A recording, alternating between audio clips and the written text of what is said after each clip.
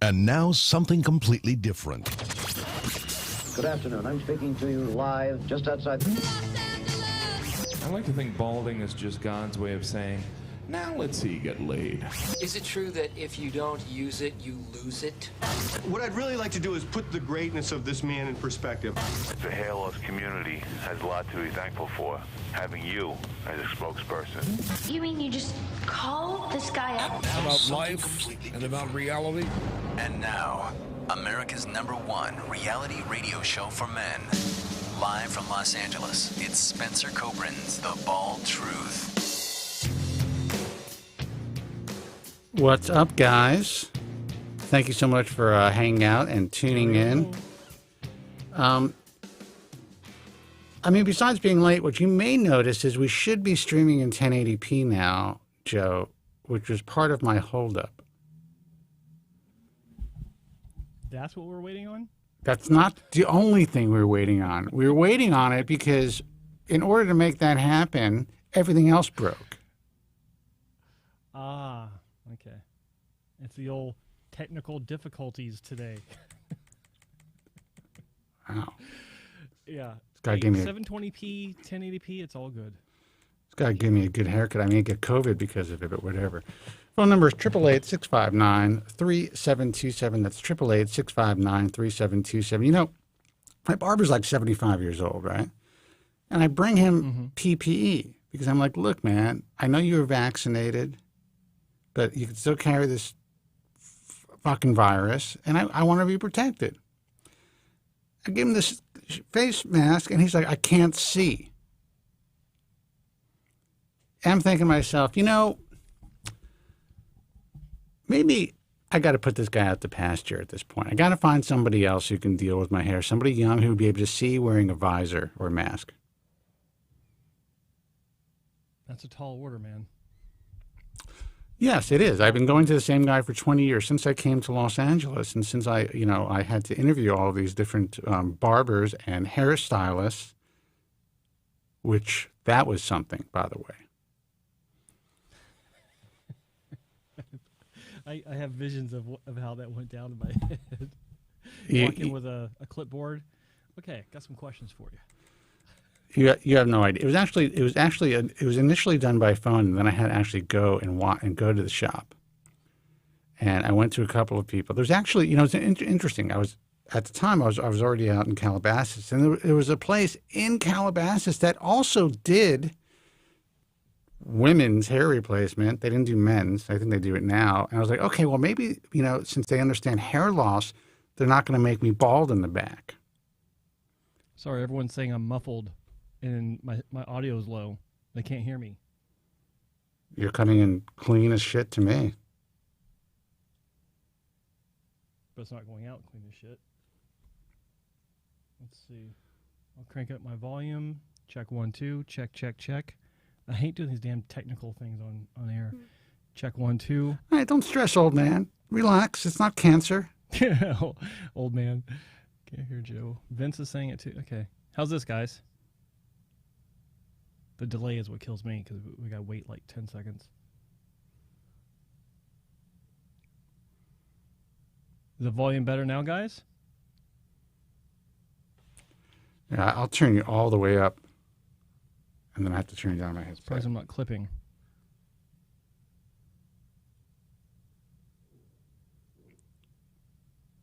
No one's responding. Okay. You have no problem telling me I'm too low.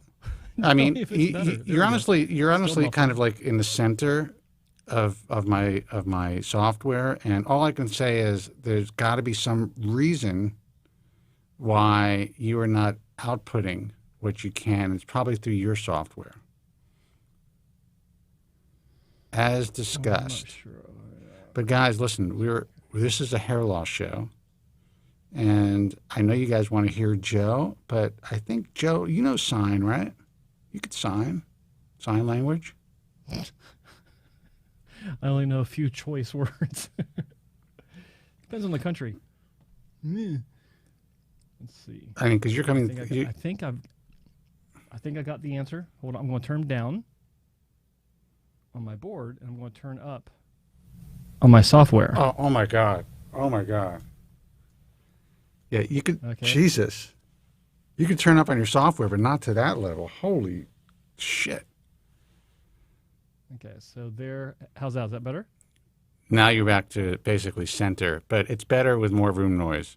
So all I can say, people, is there's no doubt that this entire time this has been on Joe, no matter what he tries to tell you. Forget the fact that this is the only show I do, and Spencer does at least 2 and then several recordings a week. So obviously, it has to be on my end. And yeah, good, very good. Thank you for making my point, dude. Let's see. There it is. Okay, everyone's saying okay. That was it. All right. Okay, I'll take that one. I can It's only been 9. It's only been 9 weeks. At least better than 9 months. No, that's true. All right, guys. Listen, the phone number is 888-659-3727. That's 888-659-3727. Give us a call here. We're doing the live show. I know that we're a little late, but so the fuck what? It's Good Friday. It is Good Friday, actually. Yeah. Now, isn't this when Christ came back from the dead? Is that what Good Friday is? Or is that Easter Sunday? Yes. Man, you really put me on the spot here. I don't know. You know what I find interesting? And listen, I'm a Jewish man, but I never understood, like, so are we waiting for? We're still waiting for this guy? Is everyone still waiting for this thing to happen? Like again? I think Friday is when he. No. I think Friday is when he came back, and then Sunday he was like, "Okay, now you know. Bye." I don't know. Jesus Christ, what are they talking about? I think Joe's sexier, honestly. You think? I don't really think so, but I'm being self-deprecating. I'm getting there because of what I've been, changing up in my my nutrition and my workout routine. So look, I think when you like, I'm 55, I'm going to be 56 in about a month. I think when you get to my point in life, it's really about being distinguished. That's how I feel about it. It's about the right balance of gray and paint and the level of distinguish. Yeah, and the level of paint. I might start using paint by the time I'm 55. We'll see. Or I might get more surgery. Who knows? Dude, why get more surgery when you can just get some paint? Haven't you had enough surgery? Because it's too much of a hassle.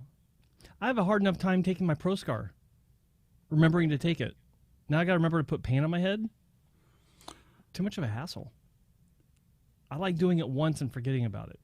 How do you get your ears lowered? That's a good one. Spencer got his ears lowered. What is the ear? How do you lower your ears? How would that happen? I think it had to do with your haircut.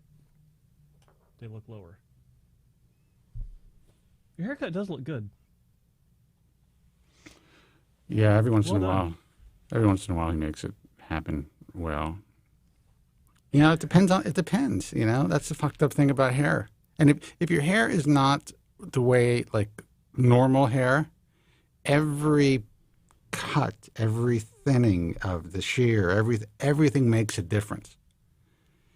As opposed to when I was young and I had so much hair that you could do anything to it and I could style it in basically any way that I wanted.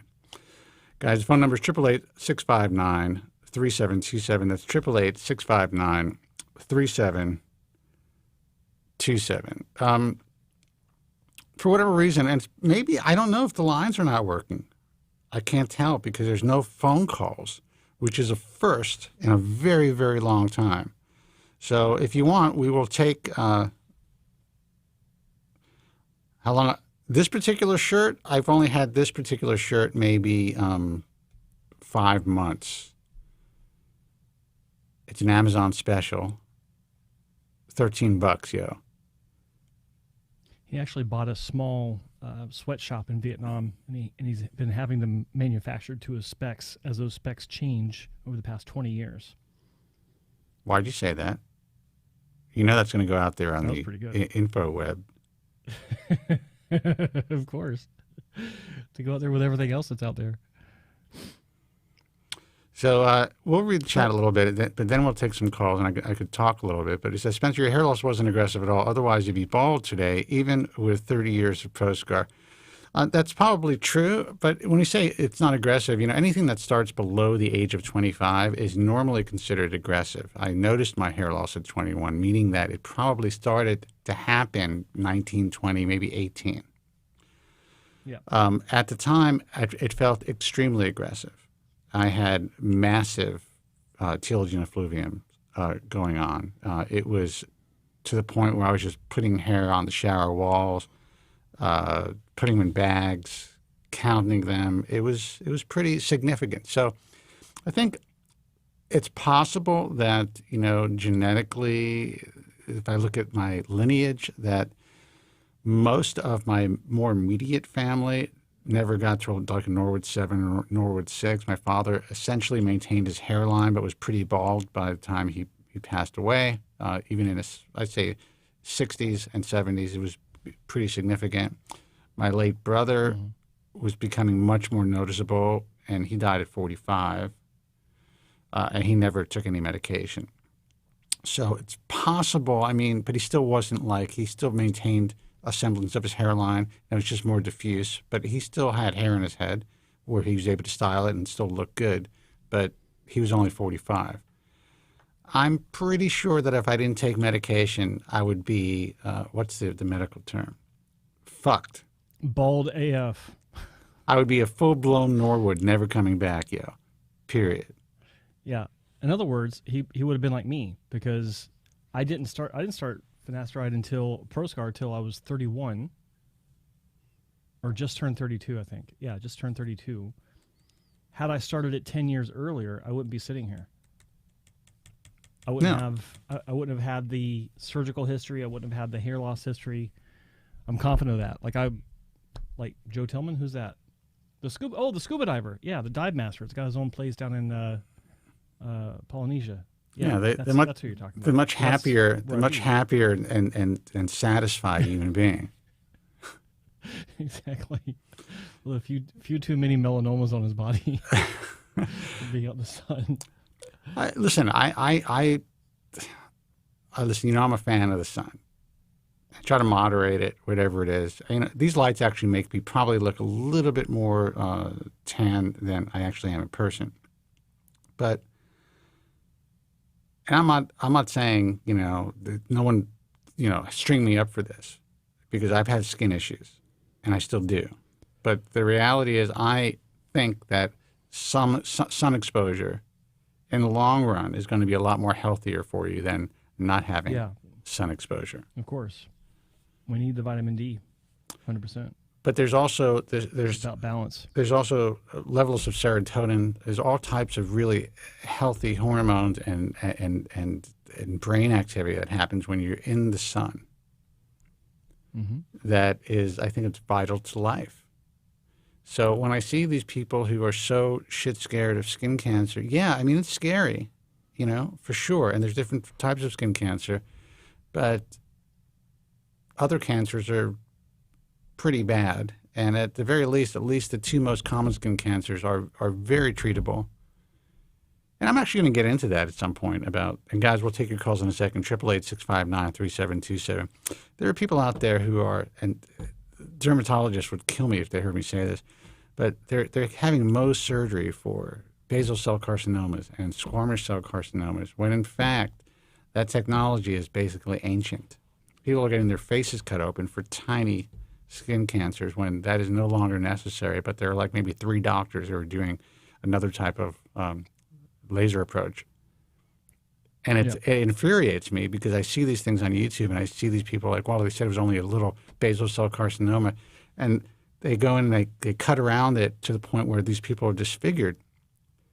And what the world doesn't know, and I should do a show on this actually, is that Mohs surgery, the way that physicians are reimbursed, physicians like Ricardo actually are reimbursed to do this surgery, is they're reimbursed by the slice. Every cut they take out of you, insurance pays them. It could be up to $2,500 a cut. Is that unbelievable? Every cut that It they is take out of you that they have to put under magnification to look for cancer cells, they get paid for by insurance. So you just remove the tumor, yeah, then maybe they're going to get paid $2,500. But if they take a larger slice and around the perimeter to make sure that everything is okay, they get paid more. Yep. That's the next show. Incentive. 888. It's sick. It's fucking sick. That's what I'm telling you. Yeah. It is and people, men and women, are getting disfigured every day needlessly for slow-growing skin cancers. And that is maybe a transition into a new show that no one else will follow me on Instagram for, but whatever. 888-659-3727. Let's see who this is. Hey, you're on the air. Who's this and where are you calling from? Hi, Spencer. Hi, Pat, or Joe. This is Pat from Ireland. Hey, man. How are you? Hey, man. I'm very good. How's How it are going? you? Good. Good to hear from you. Last time I called in, Joe, you were having a problem with your internet provider, and I think you had to duck out of the show, and I was chatting with Spencer about my history with hair loss. Yeah, and today he had a problem with his sound. And every day there's some sort of a problem, and then he blames me because I'm late because I had an emergency. Yeah. You see how he took my problem, or his problem made it my problem. Yeah, that was good. That was good. Yeah, that's why I'm in the position I'm in today in every aspect of life. I'm always catching up on the show while listening back on YouTube if I happen to miss listening to it live. Just Joe, I might fill you in. I know I've emailed you, but I've emailed you, but I know you're busy. You mightn't have got around to it. But just to, I was telling Spencer last time on the phone, just my history. I'm 40 now. I've had 4 FUT procedures. And the doctor who did it butchered the back of my head. He left me with, like as Spencer described it, nearly a stepladder effect of scars in the back of my head. And it's since now I keep my hair reasonably long, kind of at least 2 inches on the back and side, just to camouflage those scars. And I since have the last transplant I got was 11 years ago. And the results have been below average for growth-wise. The coverage isn't great. It I use a lot of hair fibers just to fill up the volume. But I was kind of doing research to see if I had any kind of anything left in the bank as such. And thankfully, the sides are untouched for donor hair. So I was doing my research, came across Specs in the UK. I went over and met him and had a consultation with Scott Alexander there about 4 years ago over in London. Then doing further research, and I've settled on Dr. Pradeep Sethi in eugenics. I was meant to travel over last August. I was telling Spencer this in our last phone call. But just with COVID, I just had to postpone. And in fairness, they're great. They're really helpful. We totally understand. Like, you just can't travel at the minute, particularly out of Ireland. Of course. You just can't. You can't go, and you can't.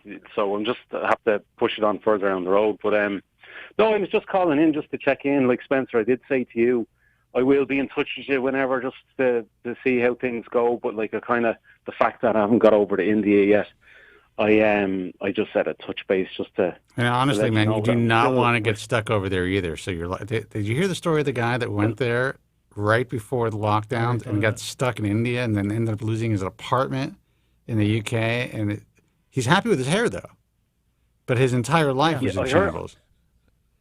I did hear about somebody going over, because there's 2 other Irish guys that have been to eugenics, which is great. That was another thing that kind of pushed me towards eugenics, was that I was able to meet 2 guys here that have had stellar results over in eugenics, and they can't speak highly enough of them. But they were actually, I was kind of telling them that like I was planning on going over in August of last year, and I kind of said, look, I might postpone it. Just at the moment, things in Ireland were bad, and they had opened back up during the summer, and then come around August, September, it was like a second wave, and then they were kind of It was actually my sister advised me against. She said I wouldn't travel at all, whether it be to India or whatever, just that you could get stuck. And it was one of the guys did mention to me that somebody travelled over, got their procedure done, got their surgery done, but was stuck there for 3 months. Mm-hmm. It could be the same person that you were talking about, Spencer. Was stuck there for 3 months because could not get a flight home. I don't know how many people that could happen to, so it has to be the same guy. But this guy, I mean, I guess it could happen to several, but, you know, going to India to have a hair transplant, getting stuck, not being able to get back to the Did you say he's from Ireland or the UK?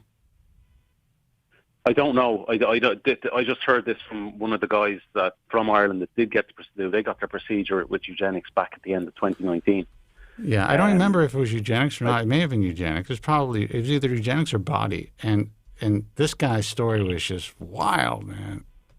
It was absolutely wild. And now he's dead. He was homeless for a while when he got back, but he still wanted to call in to say how great his hair was and that he doesn't regret a thing. Think about that shit. Yeah. Yeah, like that was the thing that I was speaking with Abernay. He's the clinic manager that I was dealing with about my travel arrangements and dates that I'll be arriving for my surgery. And I kind of said to him, I said, my issue isn't the surgery, it's getting there and getting home. Just flights, because I would have been flying from Dublin to Paris connecting to Delhi.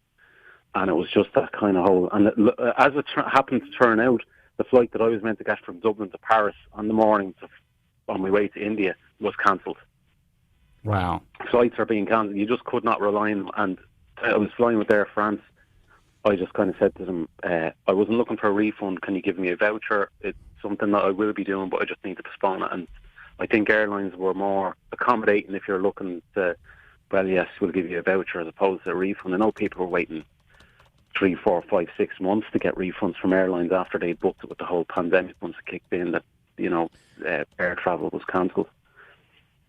Well, everything was screwed from that, and I think it makes sense that it takes a while for, like, the number of people that have been screwed by cancellations, including the airlines, including the hotels.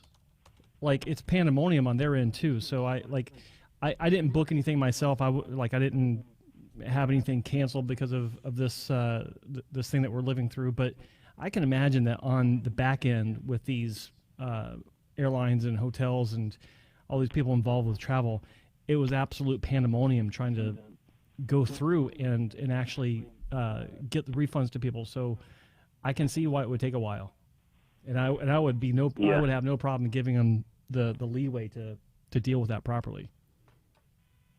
Just keep your records, keep your receipts. It's like you do not want the thing about when the travel abroad for surgery. The one thing you want to get there smoothly and you want to get home smoothly. I was due to fly out on the Monday morning and arriving in India on the Monday night to get my procedure on my surgery on the Tuesday and Wednesday, and then on the Thursday night at midnight my flight would leave Delhi and I'd be back home in Dublin by the Friday morning, and that's kind of what my plan was. Well, here's the good news. And the way it was, I said, this is just going to be mayhem. Yeah, and here's the good news about cosmetic surgery is that it is elective. And it will always be there, unless the surgeon happens to drop dead, you know, that you're considering. You know, if you're going to eugenics, I doubt that's going to happen. But then there's other surgeons. So, you know, imagine people who had to travel. Say they have a specialist. They're in even a different part of the country. Here in the U.S., there's travel restrictions. Even if there's a medical emergency, it's a real pain in the ass for people to travel. And also when all the hospitals were just like overrun and people were afraid to go to doctors, I mean, people were missing out on cancer diagnoses or having shit cut off their bodies that, you know, ended up spreading and all kinds of stuff, man. So as much of a pain in the ass as this is, consider yourself lucky. Yeah. Totally. So, like I'm happy with my decision to push things back. Totally happy. I just want it to be a stress-free between the traveling, being there and getting home. I just want it just to run smoothly and just kind of, the last thing you want is worrying, is your flight going to be cancelled, or if you're going to be able to make it home, or you could be stuck there for weeks to get a flight because the other flights were cancelled, whatever. Yeah, you're sitting there with a bandage on your head, freaking out. Like you're sitting there with a bandage on your head, freaking out like you just had surgery. You got to worry about your flight. You don't want to deal with that. Yeah, that's it. So I kind of, and the guys in eugenics, like, they're totally they're 100%. Oh yeah, whenever you're ready, like, my deposit paid, and I kind of just, look, with everything with air travel at the minute now, I'm just going to wait until things open back up. And just at the minute now with Ireland, they've got 2-week quarantine. Wherever you fly in, you're into a hotel that's guarded by the army. Jesus. To make sure, and there's always out in the news that there's people escaping from hotels. It's like a prison break or something, escaping quarantine, getting rearrested by the police, and then put back into the hotel. It's happening in a few different countries right now. Same situation. Yeah. Like, you fly into a country and then boom. Like, if you can't produce proof that you've been vaccinated, boom, you're taken. You're gone for like 2 weeks. Yeah. No choice. Yeah. Well, totally, yeah. What's happening in this world is it's absolutely insane, and I understand the fear of this, and it makes sense to a limited degree at this stage. I know there's new variants that are happening that, so this virus is evolving like most viruses do. But holy shit, what's happening in this country is insane. Tonight may be the first, if I decide to go. But, my cousin's coming in from out of town, and restaurants are open. There's some indoor dining. And I'm like, am I going to actually sit and be served food at a restaurant? And I haven't done this I have not been to a restaurant in a year. And I'm going to tell you guys, I am fucking anxious about it. Yeah. I can imagine. They're not even open here. There's nowhere open here. Just don't think about the number of people in the kitchen, and you'll be fine. Thank you. I mean, that's what it comes down to. Well, you got the people in the kitchen. They're plating the food and this and that, and then they got the people who are serving you. And what kind of mask are they wearing? Are they wearing N95s? Do they have full face shields? And then I got to worry about the overhead lighting to boot. Whole thing is stressful. Yeah. So, lighting. Oh my God. But I actually am. I am looking forward to it a little bit, to be honest, because I have essentially been a prisoner in my glass cage here. Yeah, I can imagine. Yeah. I can imagine a lot of people kind of are just stuck. Plus, Los Angeles is super dangerous now. I mean, I'm talking about a lot of homeless there now, isn't there? Holy. That's been happening for a long time, but now you're talking about homeless with COVID, and you're talking about there's a lot more homeless, and homeless that are in areas where there were no homeless. So essentially it's all over the place. And with TB. Well, yes. Because TB's been going through the roof as well. But there's like really significant, right here in Beverly Hills, like I guess it was a month ago, guy sitting with his girlfriend at some really super fancy restaurant right on Canaan, I think. And a couple of guys come up in a car, jump out, try to get his watch, which was like a $500,000 watch, which is, first of all, that should be stolen. If you're wearing a $500,000 watch, you got fucking problems. However, with that said, and I'm just kidding. I don't want anybody to steal anything. But this was in broad daylight in Beverly Hills.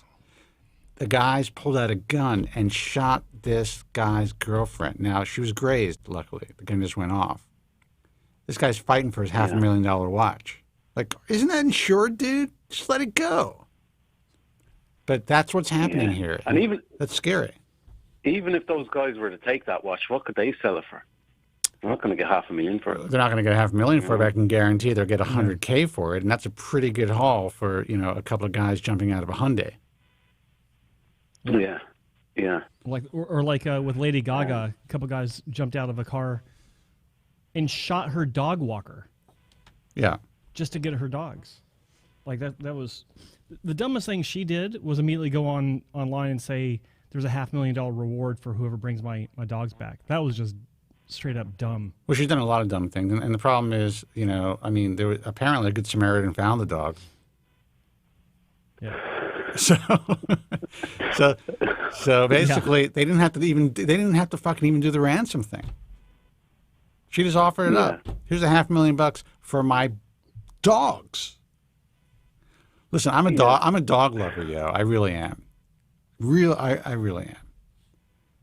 But I don't know. Yeah. $500,000. I just family. have just a quick question. Just kind of I've heard you mention it before, Spencer. Was minoxidil.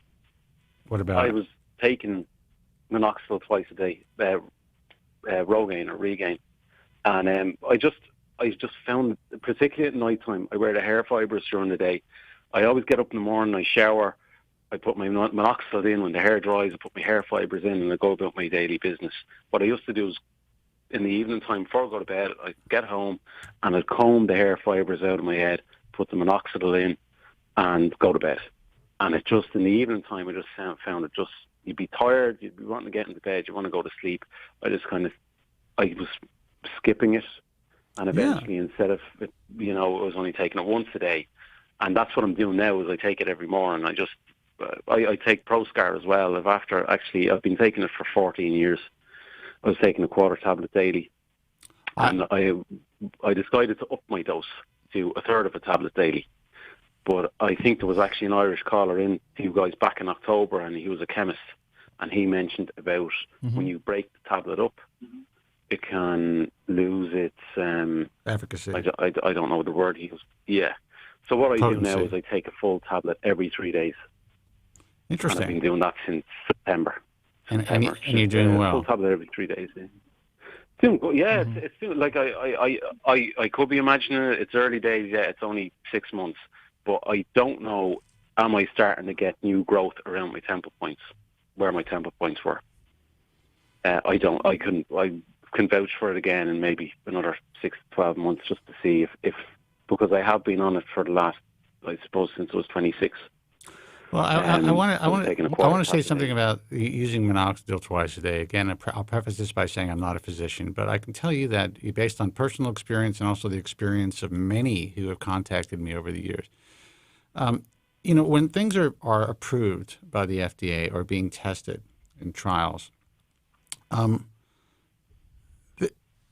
if there's a possibility, and I know this sounds cynical, but if there's a possibility of a product being used more than once a day, it's going to be tested for efficacy or during a trial to be used more than once a day, because that means that you have to use more product, and especially during the time when it was a prescription strength or prescription only, some smart people, in my view, over at, I think the original makers were Upjohn, they were like, yeah, it probably works at once a day, but if we have people do twice a day for the trials and get that approved, we're selling twice as much product.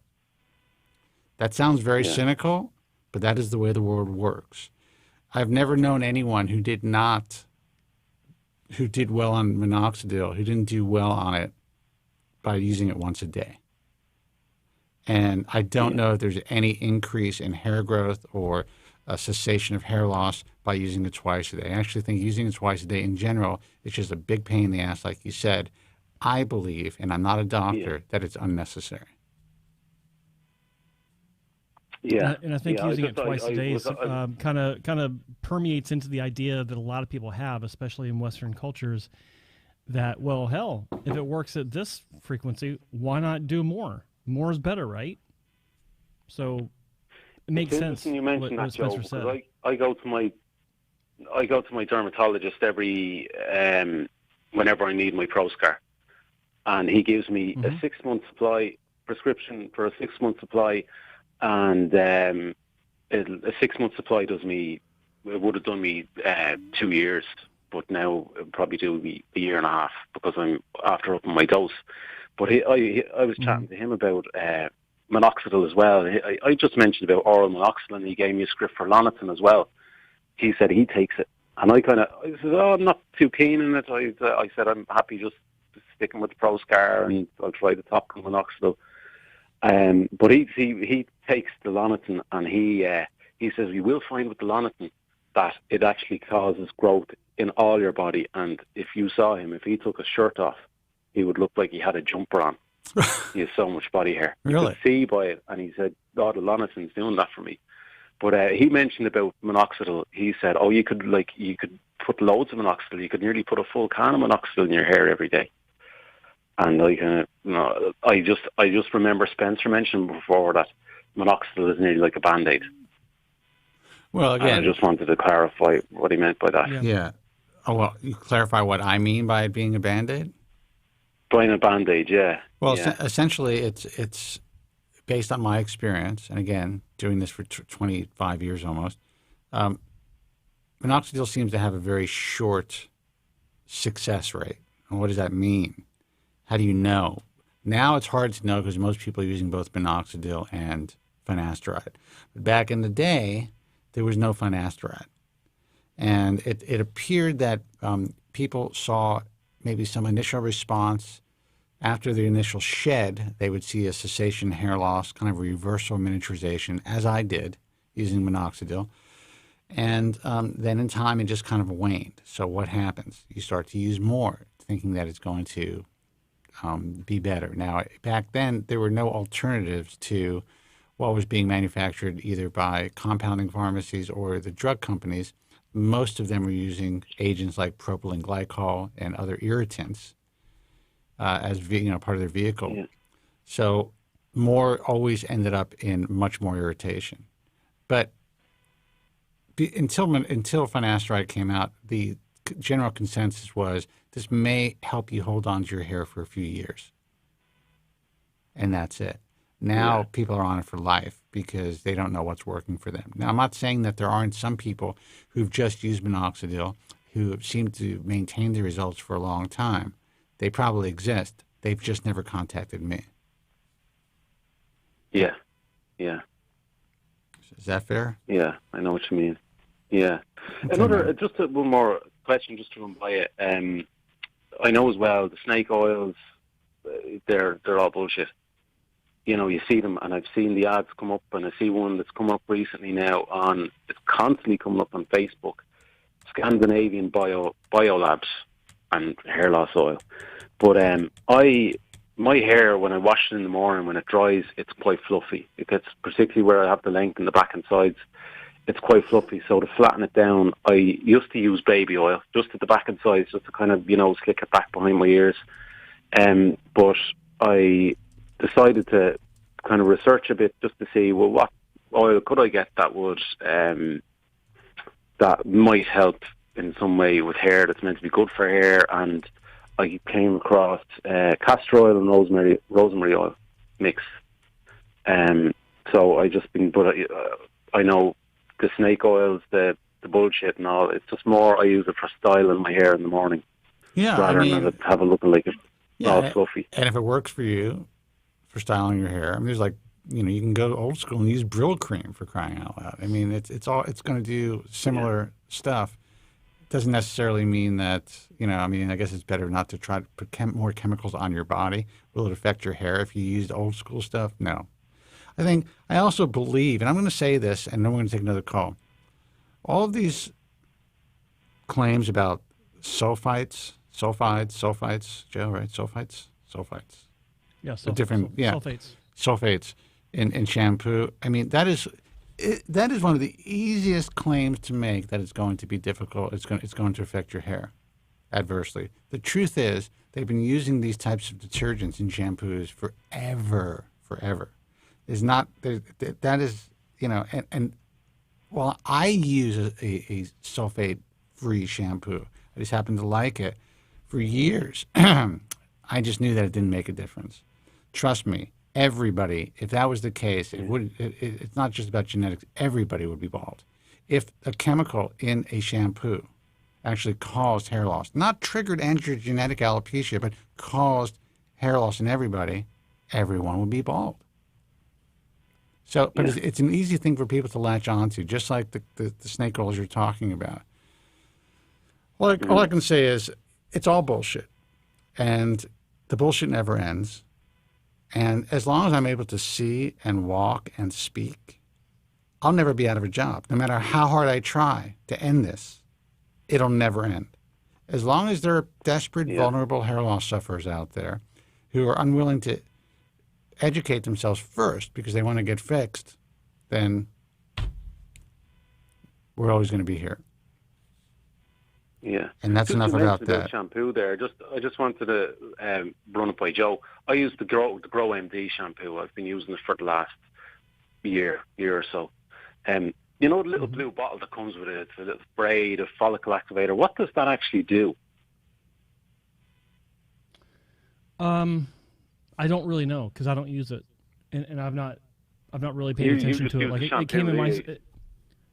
I just do the shampoo. Yeah, No, just when I buy it, the follicle activator, I buy it with the. Yeah, contact Specs because he's actively promoting it and he probably knows more about it than I do. Like I just use the shampoo, and like I say in all my videos, I have no official relationship with the doc or the company that makes this. I just use it. Yeah, I like it. That's all I know about it.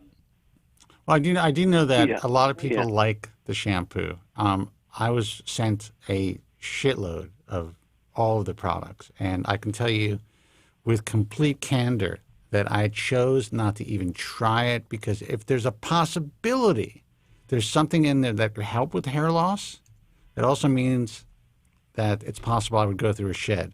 I don't fuck with what I'm doing. If it ain't broke, don't fix it. Yeah. You know, I really, Dr. Yazdan, who essentially invented it and created the formula, he's a great guy, really good hair transplant surgeon. I mean, serious about what he does. And people are really happy with the product. He's like, dude, just try it. What, you know, it's no big, you don't have to say anything on the air. Just, you know, this is for you. I'm like, sorry, not going to happen. Not going to happen. That's interesting. So anyway, and that's why, you know, and part of the reason that I want to just try a shampoo is I have heard, not just from Specs, but anecdotally, that there seems to be some benefit to people's hair. And anytime there's benefit, there could also be detriment. That's how I feel about it. So I'm glad you're enjoying it. Joe loves a shampoo. He talks about it like it's like it's a new, like it's a bourbon. Oh yeah, every video he's promoting it. Yeah, but it's like he just found a new. No. I'm not promoting it. I'm just offering it as a giveaway. There's a big difference. Don't get Joe angry. Don't get him upset. He gets so testy sometimes. All right, man. Listen, we're going to take another call. I was using. No problem. And thanks for taking the call, guys. It was good to chat. All right, great chat, man. Take care. Bye-bye. Yeah, good hearing from you. Yeah, thanks. Bye. Phone number is 888-659-3727. That's 888-659-3727. Let's take a phone call. Hey, you're on the air. Who's this, and where are you calling from? Hey, caller. Hello? Hello. Hi. My name is Chris. I'm calling from Illinois. Chris from Chicago Illinois. area. How are you, man? Hello, I'm good. Great to get through to you guys. Hi, Joe. Hi, Spencer. Nice to talk to you guys. Joe, actually, I've been kind of following you since years ago when you used to post on Hairsite. Holy I don't know if you Oh remember my that. God. That is, man, you just aged yourself. Yeah. You just aged yourself, man. Yeah, I'm 41. I don't really read the forums as much as I used to, and actually, Spencer, I know from some of these videos here, you kind of always tell guys to get off the forums. Get off the fucking forums, man. Off the forums. And it's funny, and I'm going to say this, I don't mean to cut you off, but I do that sometimes so I don't forget my thought because I'm getting old. You know, there's a guy who has a forum in another country who, you know, for whatever reason, thinks that I'm somehow, or the Bald Tree Talk is somehow competition. And the way that I feel about it is, A, I only have a forum because I was asked to have a forum. B, I think the forums are one of the most dangerous places for anyone to spend any time and make a choice about having a surgeon, period. You know, keep Bald Truth Talk up there because at the very least we moderate it to the best. Now it's getting so much spam, it's tough. But we moderate it to the best of our ability. We make sure that it's a safe place. And we want, if physicians are going to put up the images of their patients and their patients are giving them permission to do so because they're happy, I don't want anonymous people coming on and saying that work looks like shit. Because that anonymous person can end up, A, being a competitor for the physician, or B, just being some, jerk from another side or whatever it is. But the most important thing is this poor patient may read that and say, wait a second, I thought this was good. I was happy in my life, and now I'm miserable. And that's the reason I hate these forums, because that is allowed to happen. And I think people, they're counting the dollars and worrying about the traffic as opposed to recognizing that people are going on there or putting up their images and, there's feelings and human beings involved. And I know I just went on a tangent and on a rant, but I just think they're totally dangerous places with so much misinformation and bro science that I don't even know how people make a decent decision off of those things. Period. Yeah, I think you're right. It kind of becomes, of course, it originally is a place to share information, but kind of becomes an echo chamber. And then, there's just people kind of get in their heads like, oh, this is the only good doctor, or these are the only good doctors, and there's nobody else that's worth looking at. But well, yeah, and there's an interesting point. And just to say, there's it says without forums in the chat room, you don't have patient submitted reviews. Why not? You could have patient submitted reviews. It doesn't have to be in a forum format where moderators from forums, owners from forums can, create a flow of information or guide that information or create fake users to, create a narrative that doesn't exist. If you want to have just a straight review site, have a straight review site. Anyway, go ahead, man. Yeah. Yeah. Well, the reason for my call today is I wanted to just kind of get your guys' take on this. I've been listening to the show here and there over the last 6 months, and I don't know that I've heard much about this topic in particular. So I'm interested in FUE, and I'm also interested in maybe blending in with some like beard or nape or body hair. I've never had any work done. I've held off, even though I was on the forums years ago. I'm 41. I'm probably Norwood 4, probably going to be Norwood 6 eventually. And I've always wanted to do something about it, and now I'm more set up financially that I could if I wanted to. I know it's once you go down that road, it's no turning back. You've stepped in the spot where you've had surgery, and all surgery is a risk. So, well, what else have you done to deal with your hair loss? Have you done anything to fight the fight? See what I did there? Yeah. I've been taking ProScar. Actually, started off I know finasteride Propecia in like 1998 or 99, and then I was off and on over the years. But the last 10 or so years, I've been really solid taking ProScar, where I cut it up, and I never really used minoxidil. I just never felt like it helped me, and maybe it was in my head, but I thought maybe I was getting like heart palpitations or something from it, so I just stopped it completely. But that's the main thing. The ProScar Propecia, that pretty much stabilized my hair loss. Like, my brother is 2 years older than me, and people always say that we look like twins. But he's been completely bald for a long time, and he never really did anything. So I always look at him and I think, man, if I didn't do anything, I would have no hair at all. Yeah. So. Well, so do you think that your hair is still stabilized, or is it like you said you've been on ProScar? When did you start it, in the late 90s? Initially, I started it late 90s, 98, 99, I think, somewhere around that time. And then there were periods here and there where I stopped taking it for like 1 to 3 months, and then I got back on it. And now, like the last 10 years, I've been on it ever since. Okay, so it's been pretty consistent, but obviously when you first started, you had to stick with name brand because that's all that was available. Did you ever switch over to generic? I have to look. I'm not actually even sure if mine's generic or not. Yeah. I mean, there's a reason why I'm asking these questions, because ultimately, you're 41, maybe a Norwood 4. So the question is, if you've not been touched by surgery yet, why would you consider starting your journey with a mix of beard and nape hair? I'm thinking more long term.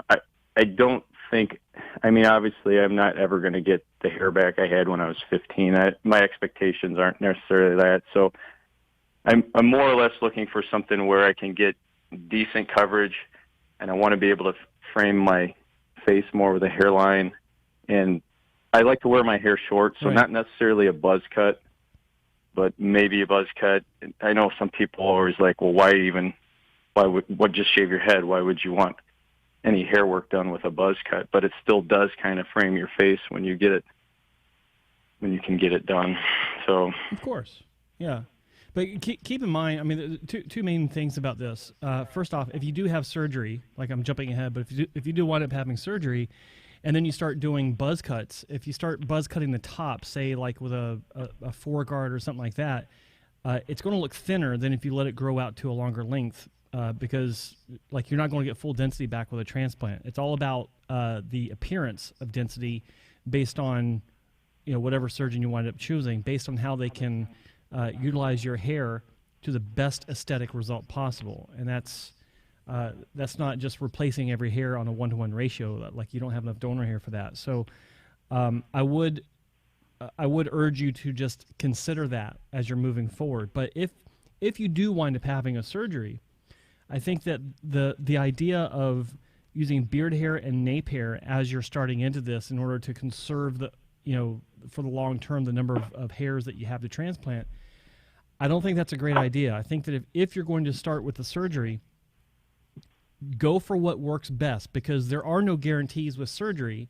So why would you want to include the resources for surgery that have a lower probability of success than the gold standard, which is scalp hair, right? So with scalp hair, you've got the highest probability of success regarding the growth. And that's assuming everything is done perfectly by the surgeon. Because we know, I mean, you've been around, we know that even if you go to a top surgeon and we assume that they did everything correct, that sometimes the hairs just don't grow, or not all of them, but a large enough number of them, or ratio, we'll say, don't survive the process, where that winds up being a failure in the eyes of the patient and in the eyes of the clinic sometimes as well. So I don't think it's a good idea to include alternative donor resources that have a lower probability of success than scalp hair into the mix. Utilize those resources, beard or wherever, once you've tapped out the gold standard of scalp donor, and then go from there. Okay. Like you can still use it, just don't use it in the first few surgeries.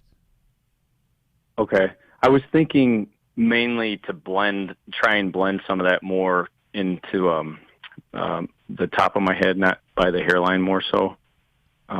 Just because I wanted to save more of my scalp hair for around the hairline and the frontal part of my head. I guess that's mainly why I was thinking of that. But if it's, I hear exactly what you're saying though, that, why would you go down that road if it initially, especially.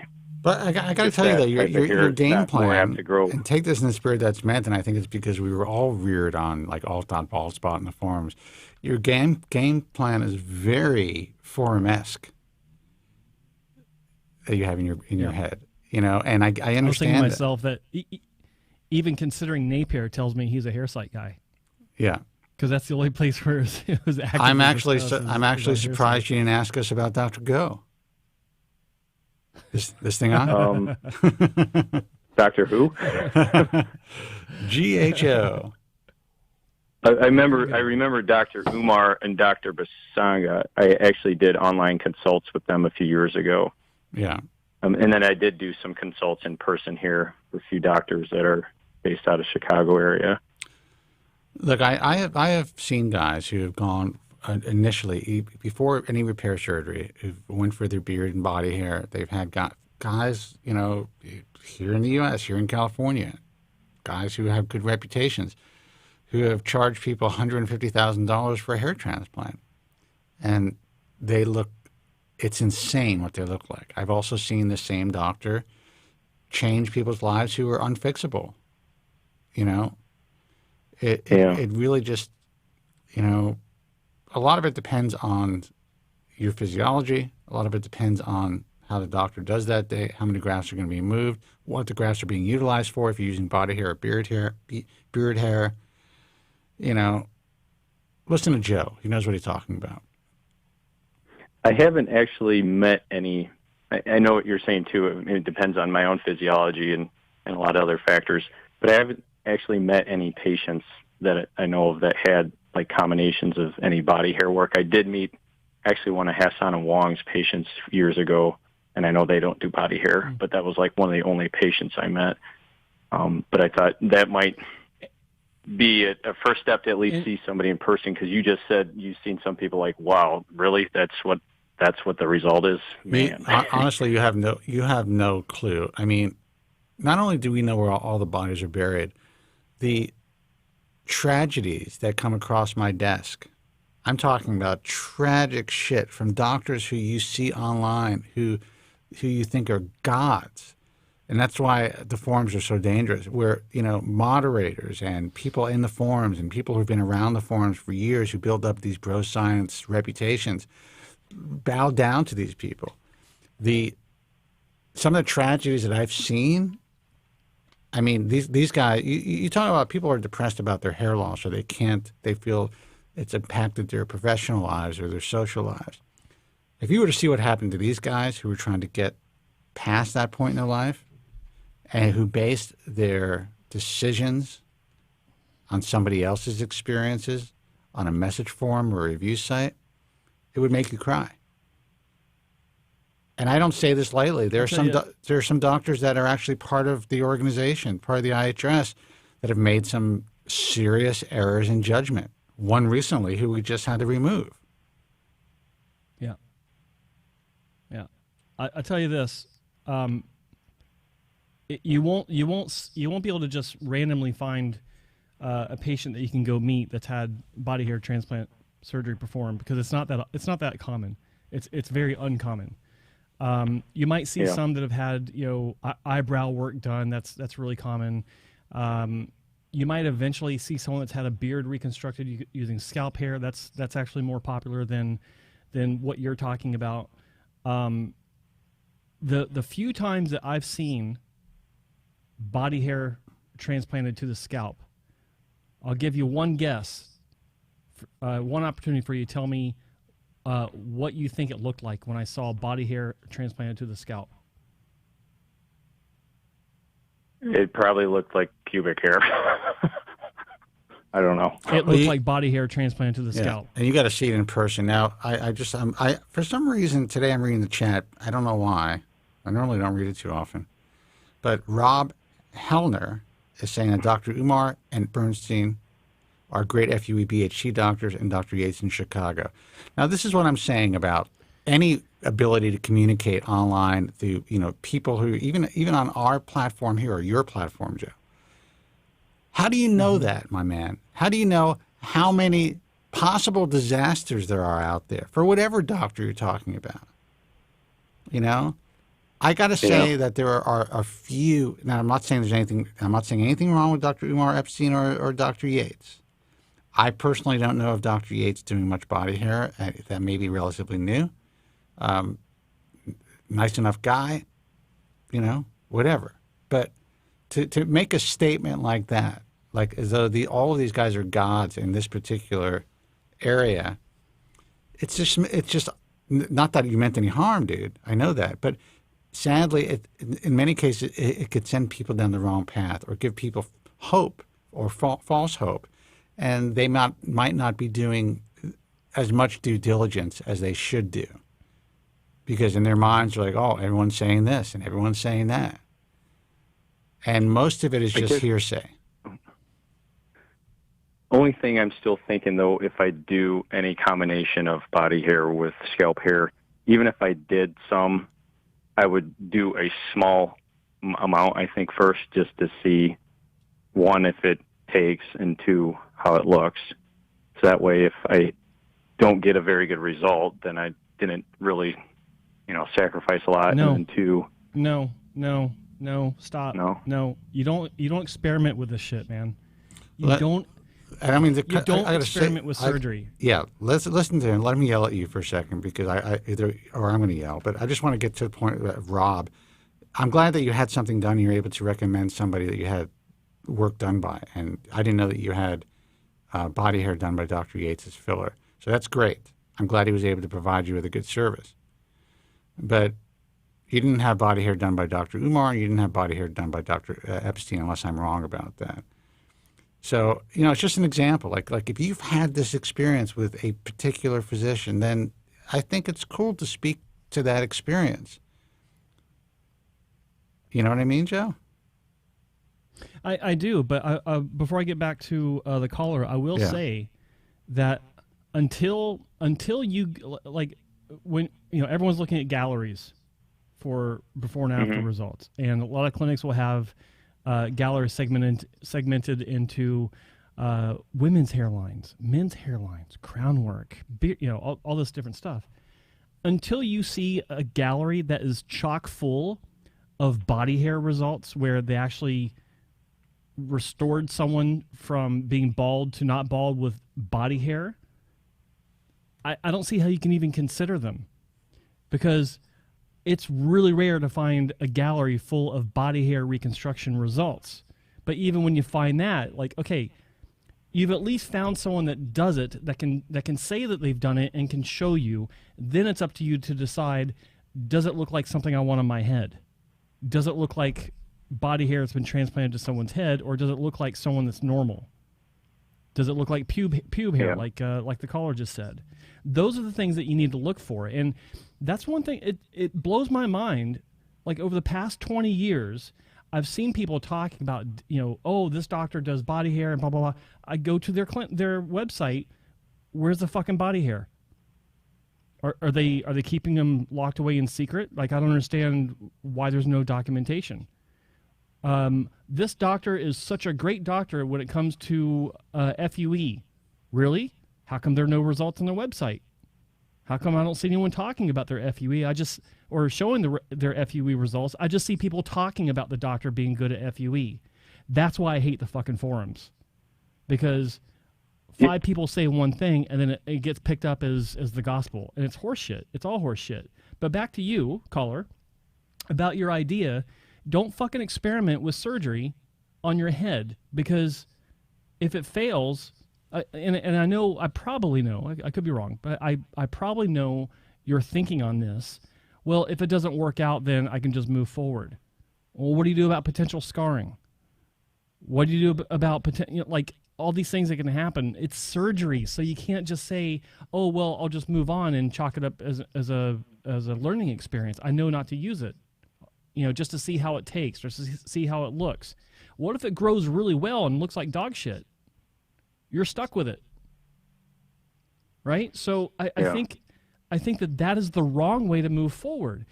If you're going to have surgery, why experiment with shit that you don't see very much of out there online, except for read about what people are talking about in the forums?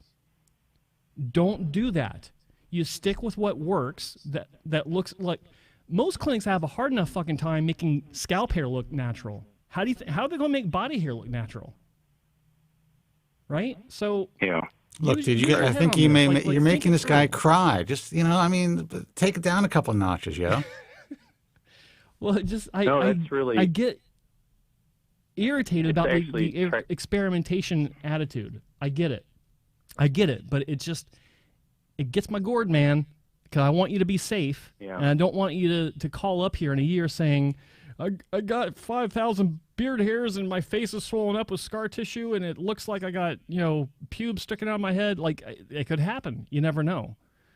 I don't want you to be one of those guys, man.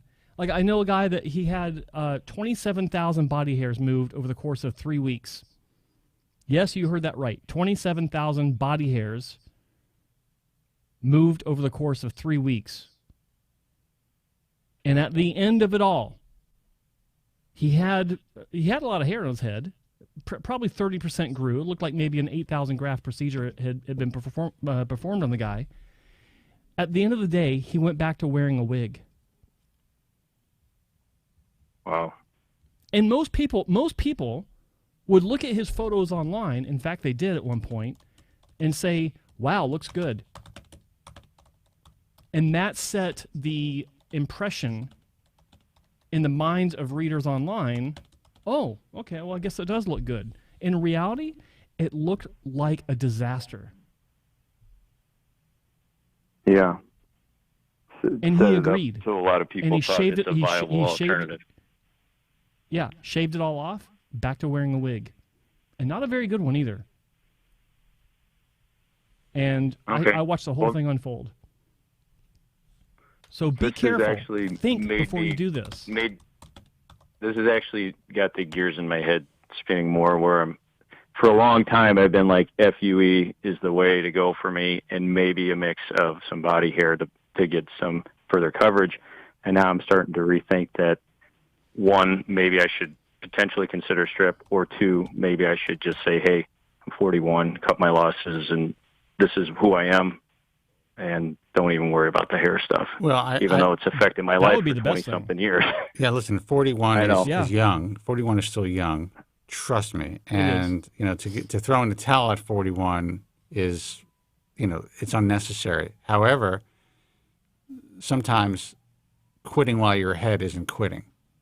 You know what I mean? So currently, even though it's affected your life for all this time, if you think you're equipped now at this age to better deal with it and move on with your life and live your life, then surgery should be off the table. If you're still at a stage, and I don't know if you've ever been at this stage, where you feel you can't move on, you can't live your fullest life, then it's an option. You know, you can keep that option open. I mean, that's a decision you have to make. I mean, how has hair loss over the years affected your personal life, your, you know, interpersonal relationships, your professional life? Has it, or have you been able to just kind of get past it? Well, for me, yeah, when I was younger, it definitely affected me much more. And I think, I don't have to tell you guys, most everybody else, I think when you're young, it affects you.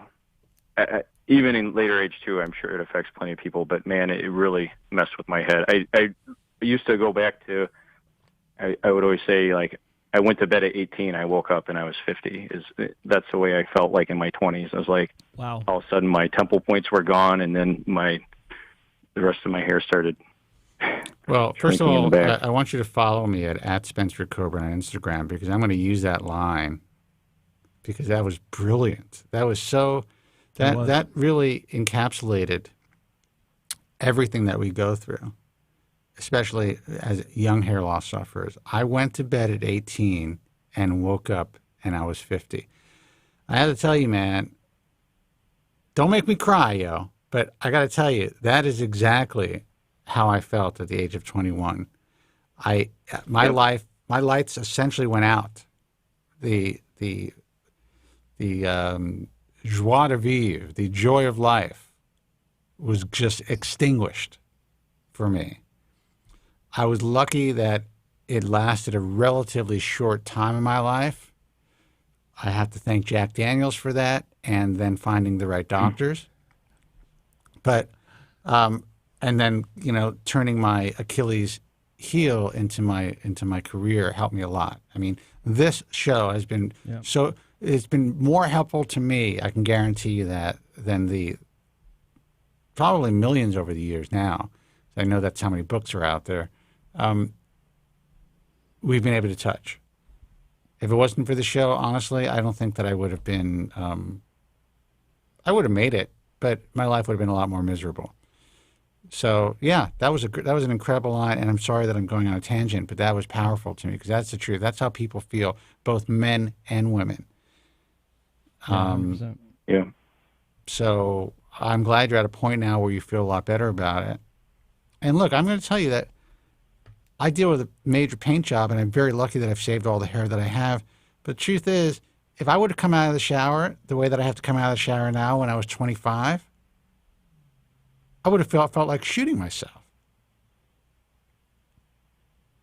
You know, I got to paint my bald spot. That's just, but you know, at a certain age, you're just like, all right, I've been holding on to this much. I still look pretty good. You know, at least I can paint my bald spot and get away with it. So your perspective and your, you know, the way that you accept things change as you get older. Yeah. Anyway. All right. Well, I thank you guys. I enjoy tuning in and listening to your show, and I think you both look great. Your hair. So. Oh. And well, yeah, we're glad you called. I'll And do me a favor, like call us back, like as you continue to think this through. Call us back and keep us updated, because I everything that you said during this call, I was immediately triggered into, you know, imagining it in my mind's eye of reading it in the forums.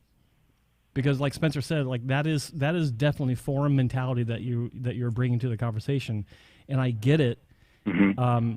It's a good thing that you left the forums, because they are, like, every once in a while there's something that's valuable in there, but usually you just can't trust it, and it, like, the conversations get steered into really bad areas, and I can feel that, like I can hear it in what you were saying, and in your plan. Yeah. And I'm glad that, you know, kind of shook things up for you a little bit, because you do need to reevaluate this.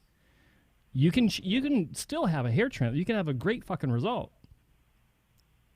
But slow down and think about this realistically. Like, what works best for surgery? A bunch of hair from my chest or from my beard, or hair that's actually already growing on my scalp? You know, this poor guy has been trying to get off the phone for 10 minutes, right? No, I think you've been trying to get off. No, I'm fine. I just want to make sure that you guys are able to keep going on with your show and everything. So I don't want to clog up the lines. I'm sure there's plenty of other people that want to get through. As a matter of fact, there are. I want to say, we're glad that you called. I'm glad that you called, and I want to hear back from you as this unfolds in your head. Okay. Okay. Thank you, Joe. Right. I was thinking about calling for some time. I didn't think I'd get through, but it was great to talk to you guys, and you really made me rethink some things and think about how I go forward. So I appreciate it, and I'll be in touch. All right, man. Good luck. All right. Take care. All right. Thank you, Spencer. Thanks, sure. Joe. Bye. Phone number is 888-659-3727. What? Rob says, don't say BHT to Joe Tillman. Holy shit. It was actually like years ago when we used to talk about FUE with Joe Tillman online. Guy went nuts. Yeah, but man, that whole mentality of, like, yeah, thinking about my first surgery, I'll, you know, mix some armpit hair and maybe some leg hair. It's like, oh God, just drove me nuts back then, and it's even worse today. If I could use my 70s bush as reserve, I'd be in good shape, yeah. Let's see who this is. Hey, you're on the air. Who's this, and where are you calling from? Good evening, Spencer and Joe. It is the Irish chemist again, just checking in with you. The Irish chemist. Brilliant. How are you, man? I'm good. I'm good. I must be the second Irish caller, I believe. I was on the way home from work, and I heard another accent coming. Were your ears ringing?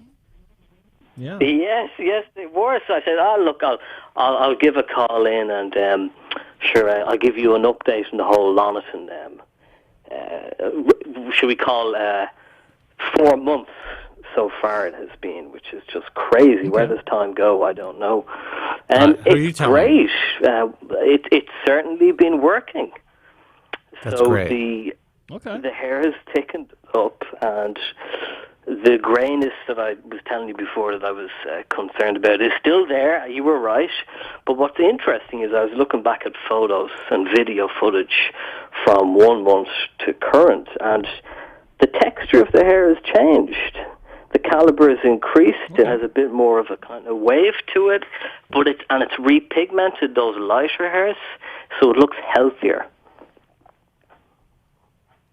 Now, okay, let me ask you something. So you're talking about like all over your head, and including your donor region, or just in the recipient area from your surgery? Now, here's the interesting thing, and there's certainly not everywhere. It's responding in different parts. For example, the temples, there's no difference. Where I've noticed it mostly is the donor, the crown, and the mid-scalp. And you only had hairline work, right? I did. I had hairline work, which is, so mainly my hairline is donor. I have to say that, and you can. I would promote the doctor, whoever did it. I forgot, but I mean, your work is outstanding, man. What's the doctor's name again? Thank you very much. Saifi, Dr. Saifi, is that the name? That's it, Marwan Saifi. That's himself. Why hasn't he applied to the IHRS? I don't understand it. I mean, we need more. First of all, I'm going to be very candid with everybody who's listening and viewing the show. The older guys who really had a handle on things, they're starting to lose it. I'm telling you, something's going on. You know, we need new blood who's able to perform surgery like this doc is. Yeah, I've had an FUT and an FUE with him, which is interesting as well, having experienced both, and they were both superb. But, you know, I kind of myself, I'm a bit more old-fashioned. I'm a strip guy, just so you know. This is my preference. But that's as someone who is essentially a scientist, right? You're a researcher. You know, you're a chemist. You're a chemist, but there's science involved with being a chemist. Correct?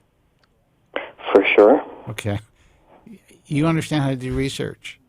And the reality is, no matter what I say, and I do hear an echo, which is interesting. Oh, well, apologies. This is just the phone. I don't think that... I don't know if it's you, or are you online still? Are you watching the show? The phone is in the other room, my mobile, but I have to ring from the landline. Okay, for some reason I hear an echo. I don't know if it's from me, from Joe, or whatever, but no big deal. Just slightly distracting, and I have ADD, so what was my thought? What was I saying? Oh, so you're okay. No, that was like 4 minutes ago. Oh, see, I'm not listening either. Jesus. Interpreting data as so you're essentially able to assess the data, and the reality is, no matter how many times I say this, even though, and I take credit for this because I'm going to, it's important because people don't understand the history of FUE, and what I'm about to say is an important part for people to understand that even though I introduced what is now known today as FUE to North America, doctors didn't want to do it. I still believe that it should only be used as an adjunct or an alternative if someone is completely against having a strip. For anyone to say that that is the state-of-the-art of hair transplant surgery is not telling you the truth. We got let me give you some insight as someone who's had both now at a young age. Yeah. So I've had on two, should we say, bare regions at the front. I've had FUT and FUE, and I can tell you by looking at it, the area where I had strip has better density because it's thicker grafts, and the area where I had FUE it's just the density is less because the grafts are finer. There's a mixture of them. It's not as uniform compared to strip. Look, anytime you go in there with any type of a punch and you're trying to remove an intact hair follicle, it can be slightly, I guess the term is denuded, or it's not going to be as robust as if you can take that strip, look at it in 3D, essentially, under heavy magnification of a stereo microscope. And someone goes in there with a razor blade or a scalpel, or however they decide to cut it, And they're able to dissect those grafts intact with enough viable tissue so you know you're not damaging those grafts and they're going to grow every time, especially if the person who's dissecting it, the technician is really good. There's no doubt in my mind that strip grafts, no matter what people are saying now. I have a doctor here in Los Angeles who just 5 years ago was saying that strip grafts are better than FUE, but now he's saying that in his hands he finds the FUE grafts just as good. I don't believe that. I believe they can be viable. I believe that it's a great procedure. I believe it's a great adjunct. I agree that if someone's really skilled, they can get intact, robust grafts out, but it will never be as consistent as strip, period. Absolutely. And I will be sticking with strip as much as I can for the bulk of work in the future. I would be very, very reluctant to, honestly, so I've had 1,000 FUE now. It thins the donor even at that amount, and it is such a load of bullshit to say that you can cut your hair short with FUE. No, you can't, because the sunlight reflects the scar tissue, and now you have hundreds of punctate scars that are visible. There's more alteration to a wider area of the donor, whereas with strip, it's a fine line, a bit of scissors work above it, and it covers it. Everything else is virgin, above, below, to the left and the right of it. Yeah, and the only downside, or I mean, there's always a downside anytime you cut your scalp, open, essentially. You are changing the integrity of your scalp with each strip that's removed. So, that all has to be taken into consideration. Everybody's is a candidate. Yeah, but everyone's a candidate for different procedures as well. I mean, some people who have really great scalp elasticity, and Joe's an expert in this, there's not going to be a visible shift in their scalp integrity in general. And I will venture to say, and there's doctors that may disagree with me, that if your scalp has enough movement, you're probably, if it's closed well and the doctor really takes the time to close you, you're not going to have that kind of deviation in growth pattern that you see in a lot of strips. Joe is like, that's not true. Let's see why that's true. I can tell you why that's true. Because if you have enough elasticity, even though naturally as your hair grows, it's progressing in a different angle slightly anyway, as it goes down the back of your head, they can shift it slightly. It takes like a millimeter or less to match it a little bit if they're paying attention. A lot of doctors don't realize that. One doctor told me that trick. I don't know your thoughts, Joe. That works if there's not a whole lot of tissue being taken out. Ta-da! It depends on it depends. I don't want to just jump into this, but it depends on two things: how wide the strip is and how severe the change in direction is in that region. Because, like in my own case, I've had almost 3 inches of scalp removed, and over the number of surgeries I've had, and it's a subtle, my original growth angles or direction was a subtle change, but when you're looking at the difference between up high and down low, it's a bigger change. And when you bring those two together, removing the connection in between, it stands out.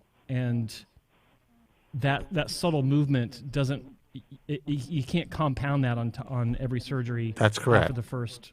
Yeah, you got one I would say one real chance to get it perfect, and then there's going to be a greater chance of a deviation.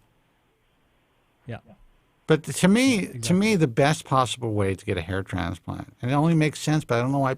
I know why people don't want to discuss it, because for years, because of the forums and now what's happening on social media, strip has looked like it's some sort of an archaic procedure. These are dinosaurs who don't want to evolve. So they're evil. Strip doctors are evil because they are causing scarring on the back of people's heads. And that's been the narrative, and that's so even the guys who know better. These are doctors who know better. They will pimp out FUE to everybody because they know that they will not be making the dollars, the Benjamins, the Jack, the cheddar, if they choose to first do no harm. How insane is that? Go ahead. You know, you touched on the age there, and it's a little bit concerning that most of the guys who are doing strip, the surgeons, are between 50 and 70. And it's become less and less common. And, you know, I couldn't believe it, right?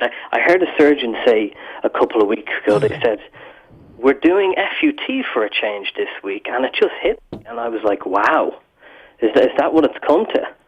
You know? It is. It is. What is it going to be like in 15 years when these guys retire? Because is the torch being passed down? I don't think so. Look, dude, since I've been in this industry for so long, I've already had 3 guys die on me. That's just the way that it is. And I've had people retiring.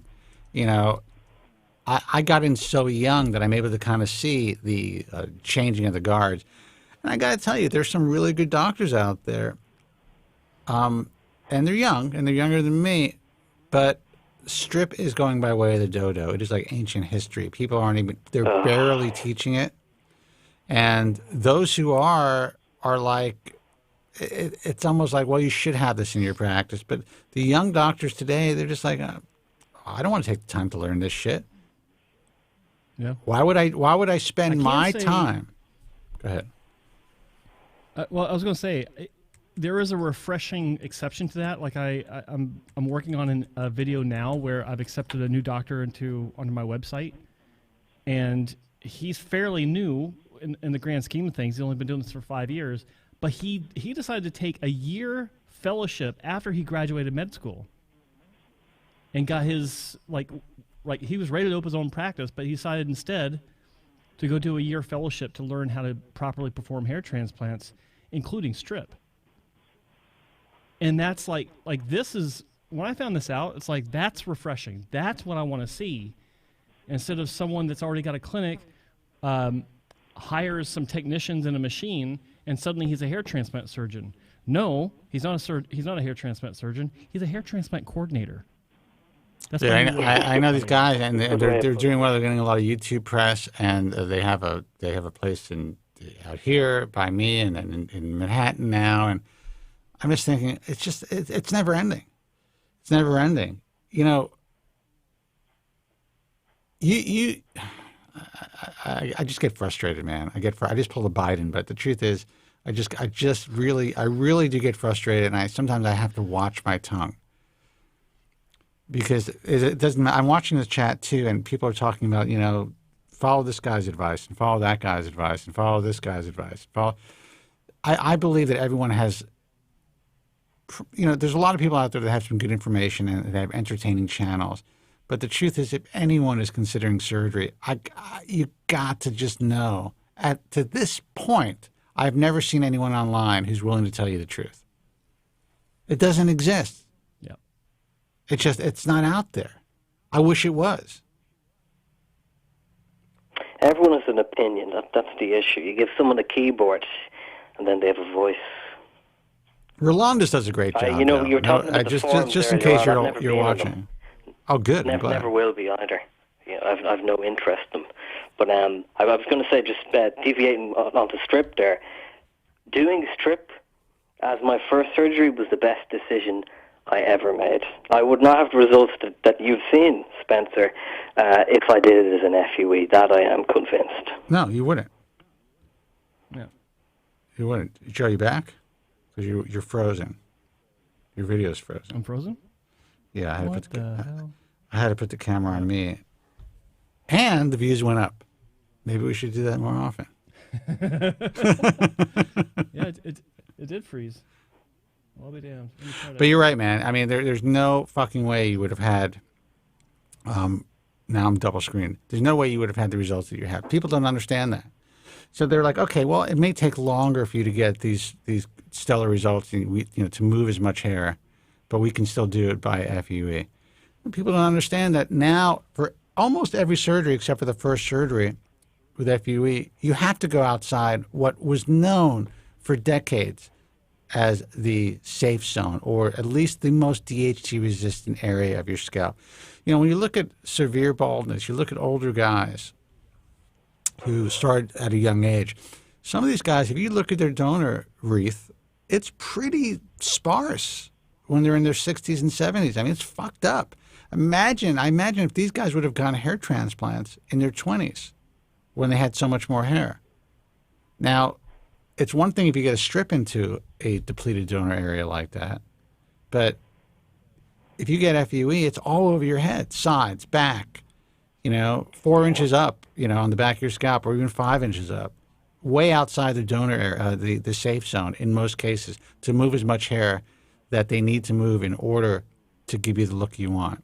If you go to Turkey in general, to some of the chop shops out there, and you get 5,000 grafts, your entire head is decimated, man. Totally.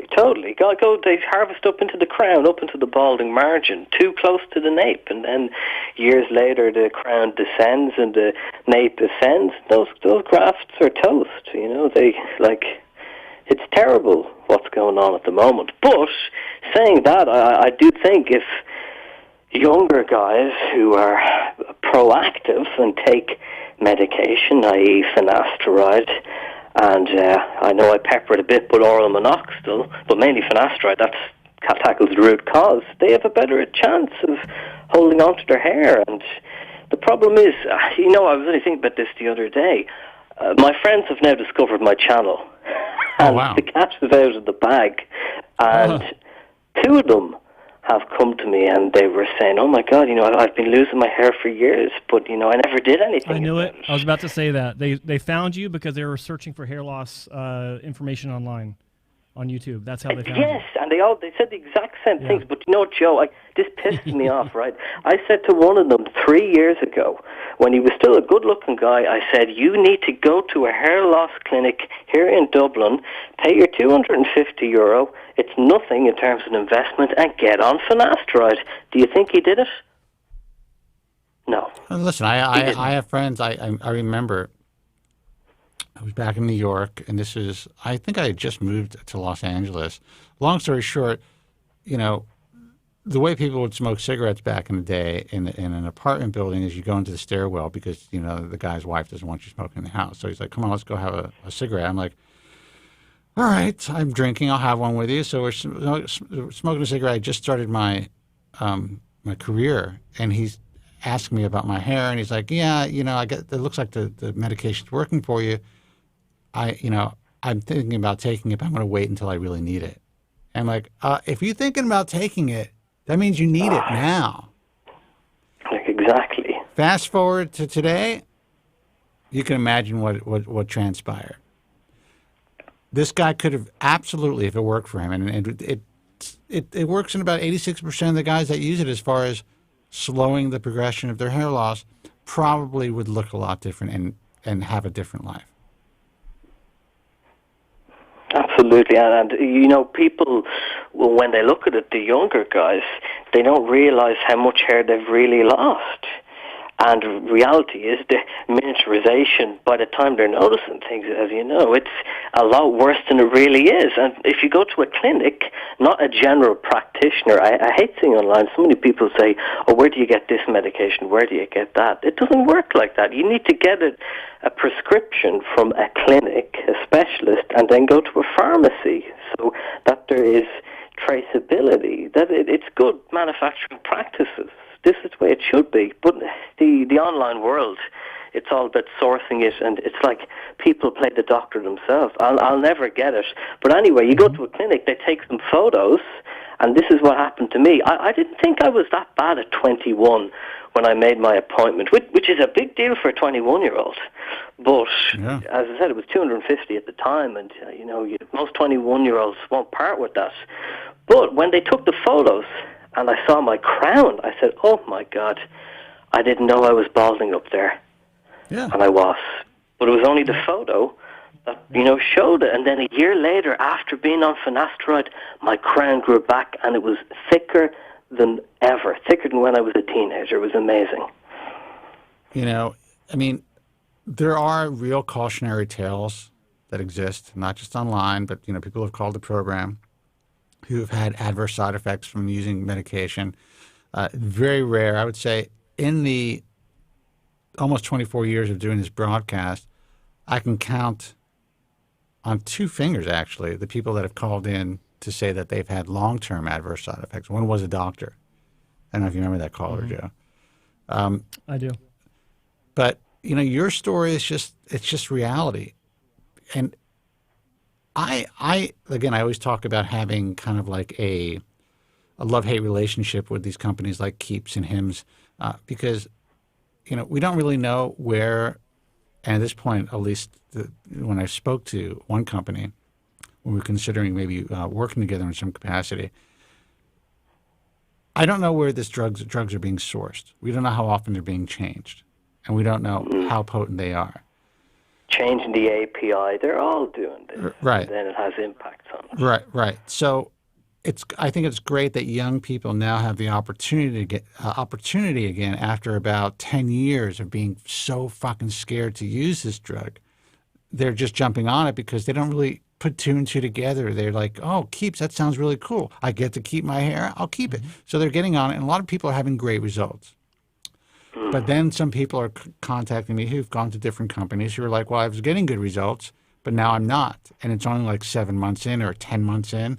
And it's probably because the drug is being switched out on them or resourced, and they're not, no one Well, tells them. let me give you a bit of insider pharma information. When you have a drug manufactured, I don't think people realize this, the drug's component doesn't come from the facility on site. It's coming from hundreds of different facilities around the world. The excipient is sourced from possibly India. The API is usually sourced from somewhere in Asia. You get where I'm going with this. Yeah. The raw materials can be changed, and if they do a validation study on it and then a stability study to prove that it's still efficacious. But if you swap raw materials, for example, you increase the chances of someone now developing side effects. That's correct. That's correct. I can So tell. they're always changing these things. It's not constant. I'm telling you. You know. Well, dude, you know, you're preaching to the choir. I'm glad that you come to the program and you share this information as a chemist and someone who really knows how the pharmaceutical company works, pharmaceutical industry works, or the generic pharmaceutical industry.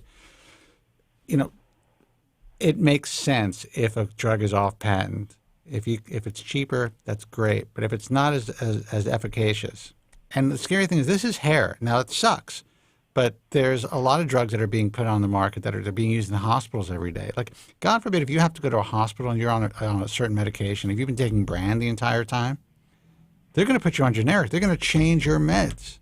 You froze again, Joe.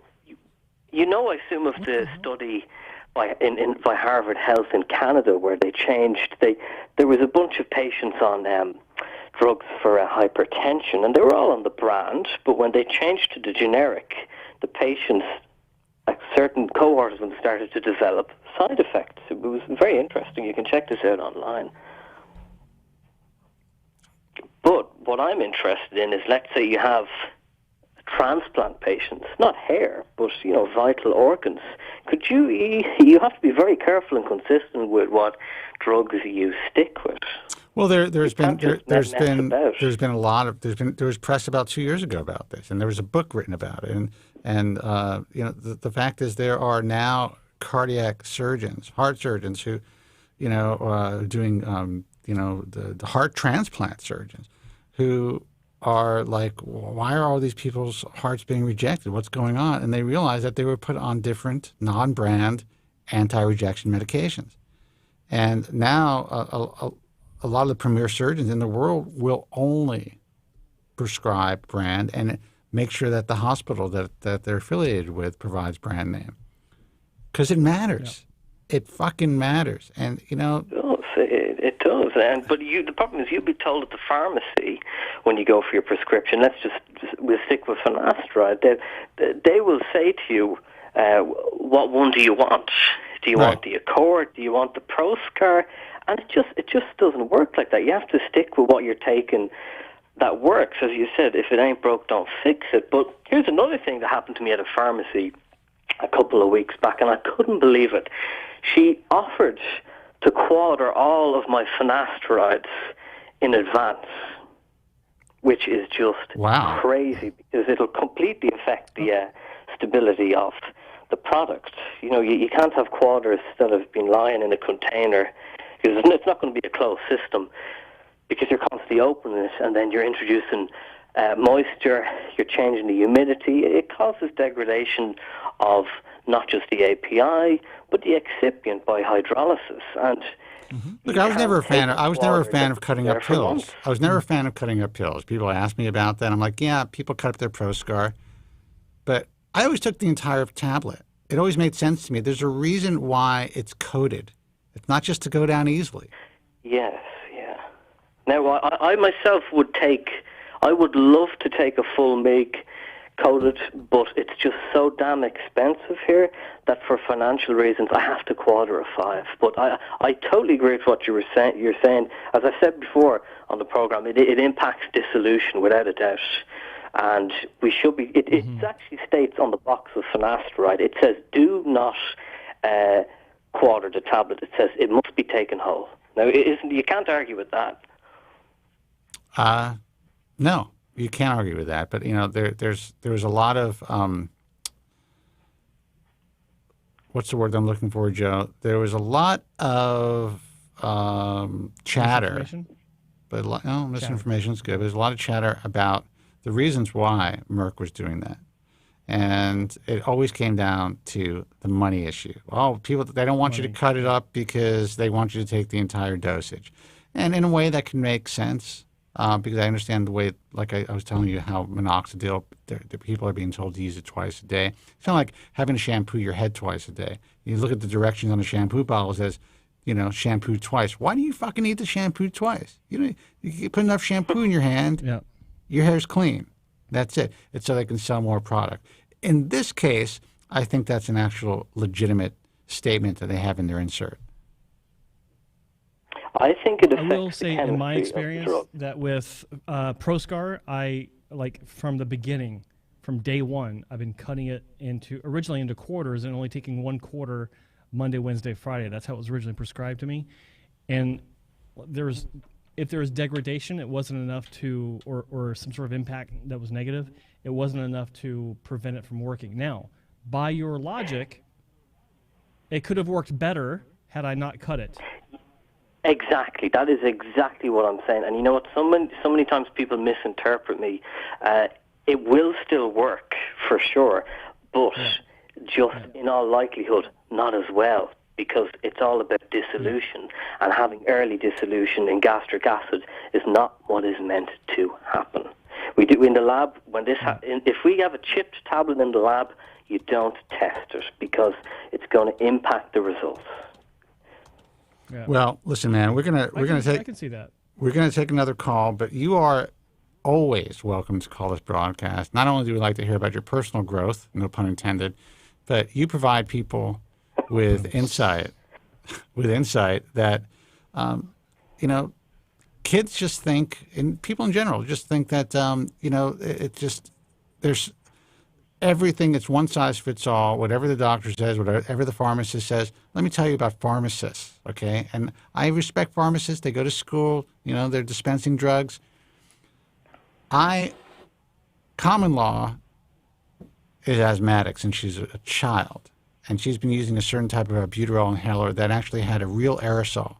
Now, this country chose, back in the Clinton era, to essentially no longer produce the type of aerosol in something that saves people's lives. Same type of aerosol that's in hairspray, by the way, that's fine to be on the market, in these albuterol inhalers. So they have another type of way that it is, I guess, dispersed through, you know, and apparently a lot of asthmatics are having trouble with the newer way, the non-aerosol albuterol inhalers.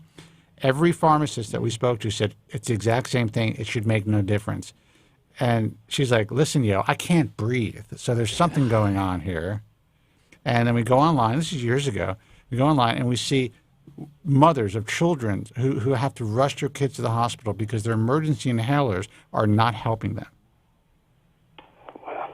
So this is all real, people. Now, we figured out a way to improve the efficacy of the current inhalers, and there are ways to do it. There's all types of asthmatic forms and stuff. But imagine that, and the pharmacist, every pharmacist we spoke to was adamant that it basically, because you're not feeling the blast, it's all psychosomatic, that she was unable to breathe when she needed it. So that was a little rant, but I think you guys get the point. Don't trust pharmacists either. And frankly, it's very difficult for me to go to a doctor. So there you go. Maybe the home surgery guys have the right idea. You know what's funny? The sad truth is, there's some talk about, we follow bro science, or don't bash the bro science, whatever was in the chat, let these guys collaborate. I think they should collaborate. I think it's great. That's the way things change in the world. Yeah, exactly. Like these guys collaborate? We're stopping it. Yeah, exactly. But that's what was written. So I'm just repeating it. I don't have it in front of me. And my computer's about to fly off this thing. But I do think, I think there's value to the bro science, talking about it. There's value to that. And I think there's some value to watching all the other guinea pigs who are willing to do certain things and reading about their stories throughout the years, like that guy Shelton and all the people that have been on the forums for years using RU5884111 for 25 years, by the way, with no long-term results, just saying. And every other enzyme and everything else that's being talked about. I think there's value to reading about that and learning about that, but you gotta go in this case to see a physician who's willing to prescribe the meds that work if you want a fighting chance. At least now, maybe we'll find out the right combination of bro science eventually that's helped enough patients where we can say, "Holy shit, check out this bro science, it works." Right now, it doesn't exist, at least in my purview. Period. All right, guys. Oh, yeah. Period. Yeah. I do. Listen, thanks for the call, as usual. A pleasure, gentlemen. And I'm sure we'll speak soon. Apologies if our talk has gotten too long for the other people watching. Fuck them. Fuck them. I'm talking to you. That's it. Yeah, exactly. Okay, guys, right, have a wonderful evening. Pleasure to Take talk care. to you both, All as right. always. Keep You up too. the wonderful you too. work. Enjoy your weekend. Bye-bye. Thank you. Will do. See you now. Bye. You want to take another call, Joe? Yeah. Let's take one more. That's how I feel about it. If you... Yeah. Sorry, I wanted to ask, what is his channel again? Because I want to give out a little bit of love for Killian there. I don't know his Killian. Put it in the chat room what your channel is. Because I don't remember it off the top of my head. I don't remember anything. I don't remember anything. It's nice to follow along. And Mr. Rolandis, who's also in the chat room. He's got a great channel. And he's a good guy. He's a good guy. They're both good guys. Yeah, I like the good guys. Let them go online and provide information from not only in a meaningful way, but in a rational way. That's all I want to see as someone who's been doing this for a long time. Let everyone do their own thing. Just help people. Yeah. Help honestly. them.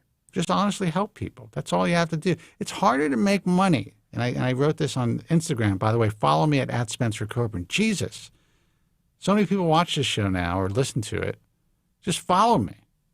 Good stuff. He needs to follow people. Oh, it's ridiculous, actually. Ridiculous. It's actually sad. Ridiculous. Sad. I bet you that guy, Kevin, whoever he is, got a lot of followers. So Jason Hudson in the chat room asks if there is a super chat option for the show. There is. I don't know what that is, though. Like, I always have that option of setting it up. I think it has to do with monetizing I see something, the chat. I see something here. This mispinned message. There's a message that's pinned. Oh, we have it. I see. Oh, that's kind of cool. You Yeah, I pinned the announcement that we're going to be late. There's some good points about getting older, and then there's some really shitty points. Good point is, I could look at all this technology and I could say to people, I don't really know what the fuck's going on, and I get a pass. You know? The bad point is getting old. 888-659-3727. Let's see who this is. Hey, you're on the air. Who's this and where are you calling from? My name is Marcel, and I'm calling from New York. Marcel from New York. It sounds like you're on The Price is Right. Hello, Marcel. Hey, good evening. Hey, Spencer and Joe, good evening to you guys. Happy Easter. Happy Good Friday. Thank you very much. Happy Easter. Happy Good Friday. Happy Passover, which was last week. Happy Passover. That's for the Jew side of the religious world. Yeah, that's exactly right, yes. What can I do for you? Hey, good to have you here. First-time caller for the Bald Truth. Believe me. Spencer, whatever what the listeners or the viewers watching you, the language has to stop. Just say please and thank you to all of it. That's why I ask. Please and thank you. That's a good idea, and I want to thank you for calling the show. 888-659-3727 is the toll-free number. 888-659-3727. It's funny. What? Yeah. What I just miss? You missed a prank call. I heard about the thank you part, and then he said something, and then why don't you just say please and thank you? Yes. I didn't hear the middle part. Oh, whatever. And that's how you deal with a prank call. Any other calls? You let them talk a little bit, and then at the moment you have the opportunity to thank them, you thank them, and you move on. And I got to tell you, I was a big prank caller as a kid. I used to love radio.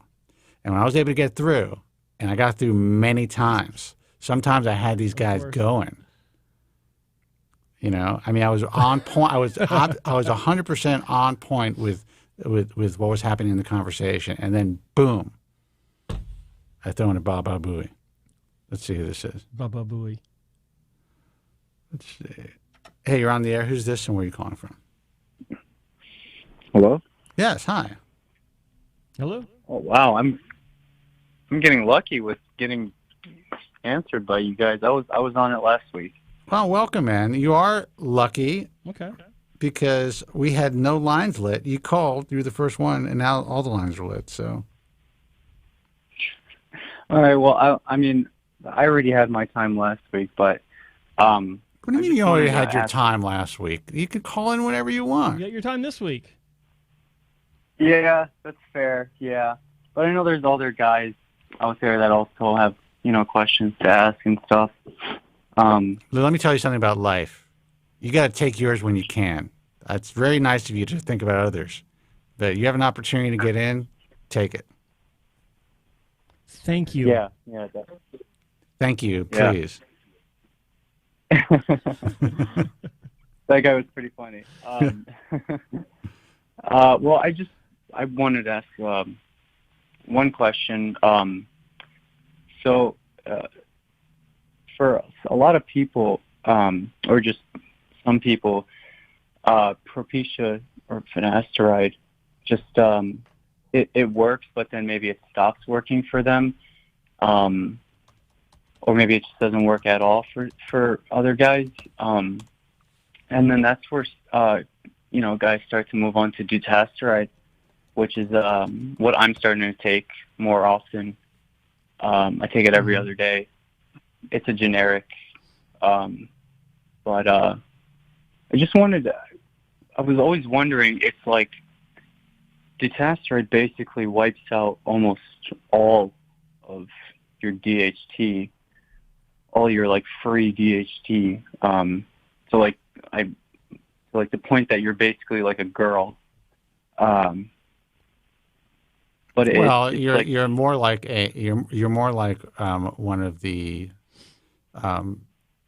guys who from the Dominican Republic, the boys who were born without this enzyme, who ended up developing after puberty and living long lives with full heads of hair and able to reproduce and stuff like that, muscle mass and all that. So yeah, I mean, you're lowering your DHT to almost nothing, to 90% less, lowering it to less than 10%.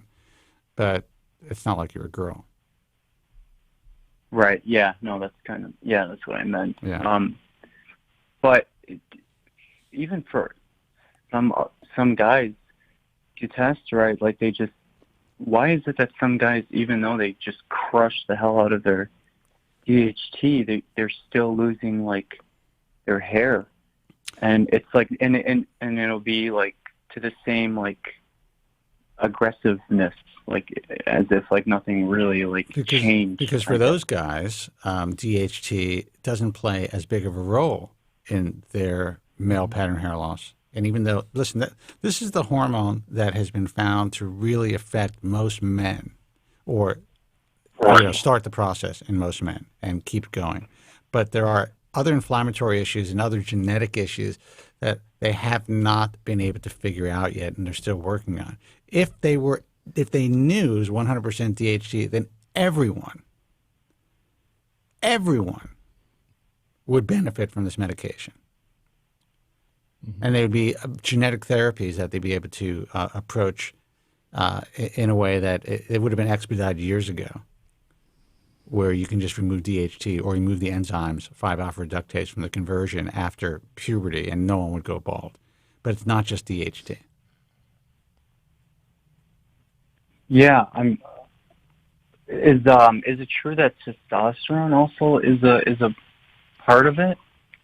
Well, the thought is, and I'm going to let Joe answer this in a second because I have to actually run out for a second, Joe. I'll put the camera on you. But the reason testosterone is mentioned all the time is because it's testosterone that is, dehydrotestosterone is the byproduct of testosterone.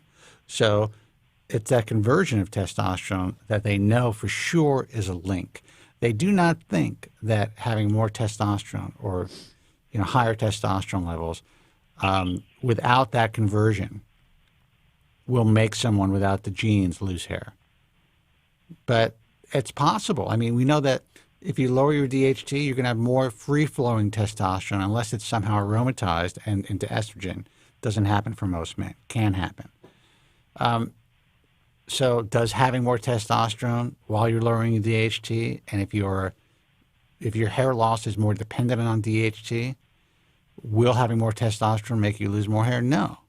If your hair loss is more dependent on DHT, like most of ours is, then having slightly higher levels of testosterone won't affect you.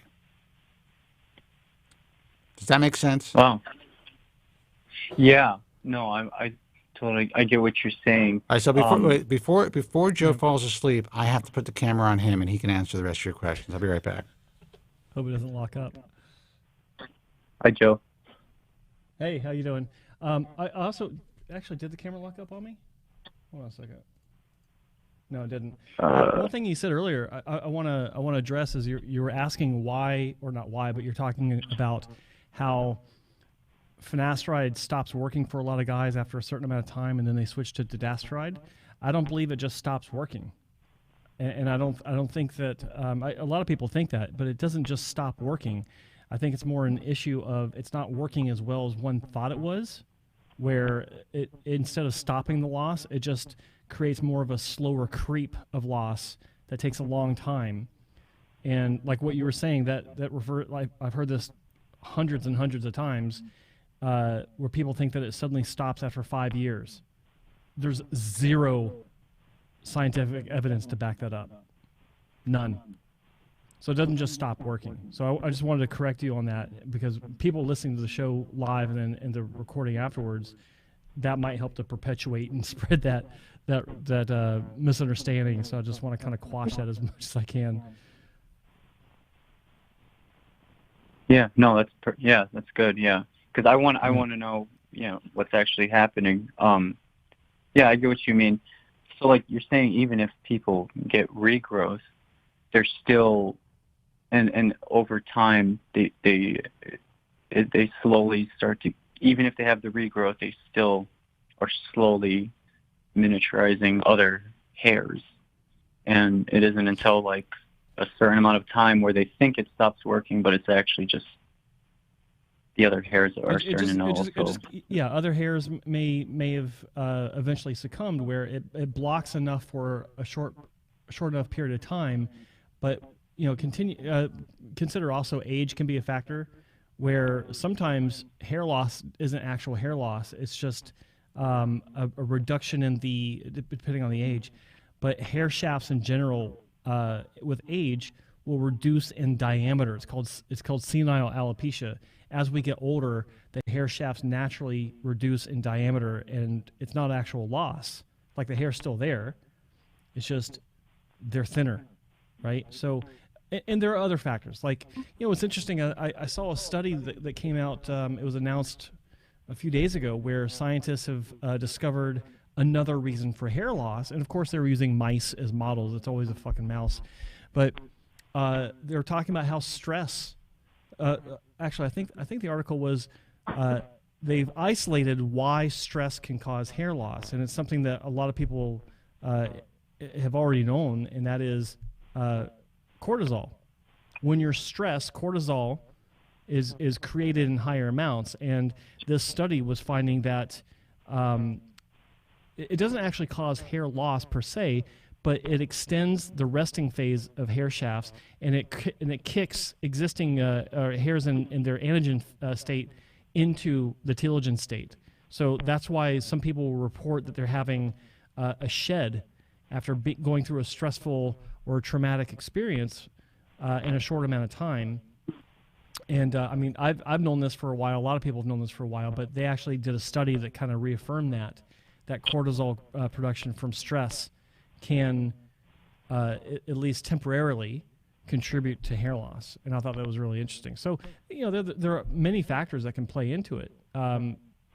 Diet changes, nutrition changes from one year to the next. That, in my opinion, that can also influence it. In fact, several years ago when I started doing the keto diet, before it was actually called the keto diet, doing strength training, no sugar at all, no carbs at all, and after 4 months, after losing weight and getting the exercise and everything helping, my hair looked better. 4, 5, 6 months into it, my hair actually looked better, and I was noticing it. It was fuller, it was shinier, it was healthier looking. So yeah, I think a lot of things contribute to hair loss aside from just DHT.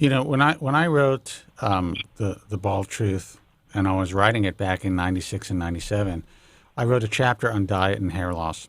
And, you have to understand that, I came from a place where I was a consumer who felt he was being, people were trying to con him, and, that, companies that are out there selling products and services were obviously selling a bunch of bullshit.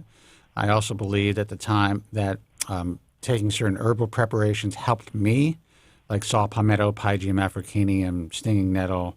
But we did find out relatively, as the books flew off the shelves, people were getting side effects from taking saw palmetto. So, my things always go straight for the medication, and there's really no evidence for these products anyway. It was all anecdotal at the time and based on a couple of studies that were published in JAMA. But my point is, I wrote a chapter on diet. At the time, I was using the Zone diet, and I didn't know Barry Sears well. But I knew him because I was doing my research for the book, and he was willing to write a few pages for the book about maintaining your sugar levels, or a sugar balancing diet, which kind of kept you from spiking your insulin levels throughout the day. And it was his thought, based on all of his research, that by maintaining your glucose levels, there was going to be less possibility of having those cortisol and those insulin spikes that could exacerbate or even cause hair loss in a lot of people. Now, I know when I was following that diet early on, this is many years ago, I definitely felt the diet helped me a lot. That's why I wanted to include it. We did get anecdotal evidence from people who read the book back in 98, 99, who were willing to change their diet. They believed, and this is even before they got on Proscar, because Propecia was brand new. that diet helped them a lot. We don't talk about diet a lot, but I know Joe's talked about that on this show. And, you know, yeah, you could sell diets. I can go out there and I could sell a diet through the Bald Truth and stuff like that. But the truth is, it's all information that you can get out that's already out there. And the thing is, lowering your inflammation and making sure that you have some sort of a even keel as far as your sugar is concerned, I really believe that helps a lot. Is it going to stop someone from losing their hair if they have strong genes and if they're dealing with androgenetic alopecia? Probably not. But it can keep your hair in a growth cycle longer. You can avoid desynchronized shedding. It's possible it's going to slow the progression or make you more susceptible to getting great results with medical therapy. There's a lot of benefits to it. Yeah. I have been actually, taking care of more of my diet. The carbs one was pretty interesting that Joe mentioned. I do kind of eat a lot of carbs now. Well, that's the thing, and that's what sugar balance. Jesus, my headset's fucked up. I can't hear you. Sorry. That's what sugar balancing is all about. It really is. Like, that was the pre-low carb diet. This is when you were dealing with low androgen index carbs. Basically, the only carbs you were eating were fruits. Vegetables, sweet potatoes, stuff that really took a long time to create a burst, that create a level insulin response as opposed to spiking your insulin. And then low carb or no carb, the whole Atkins thing, evolved. And then obviously what we're doing today, like the paleo diet and the warrior diet, keto, yeah. Yeah. And now the carnivore. So I got to tell you, Barry Sears really had it down. This is 25 years ago. Really had it down that while he believed in balancing like whatever the 40-40-30 or 40-30-30, 40% protein, 40% carbohydrates, and the rest fat. He believed in adding fat to your diet, good fats to your diet, having a moderately high protein diet, and the only carbs you eat were low glycemic index carbs. No pasta, no rice, none of that shit. And I really believe it made a big difference. So that means that's your turn to talk. No, I'm just kidding. That's something pretty easy for me to do. Less carb. I hear what you're saying, but I wanted to, Joe, you brought something up with the cortisol study. And you were talking, and you mentioned like stressors and like traumatic events. Now, with the whole cortisol levels raising and stuff like that, I don't know anything about that stuff, but are you talking more about like your, stressed out from work, like your daily stressors, like, I don't know, being stuck in traffic or everything? Even those things can have a cause on like, your really. Why do you think guys really start to go bald when they get married? Yeah, exactly.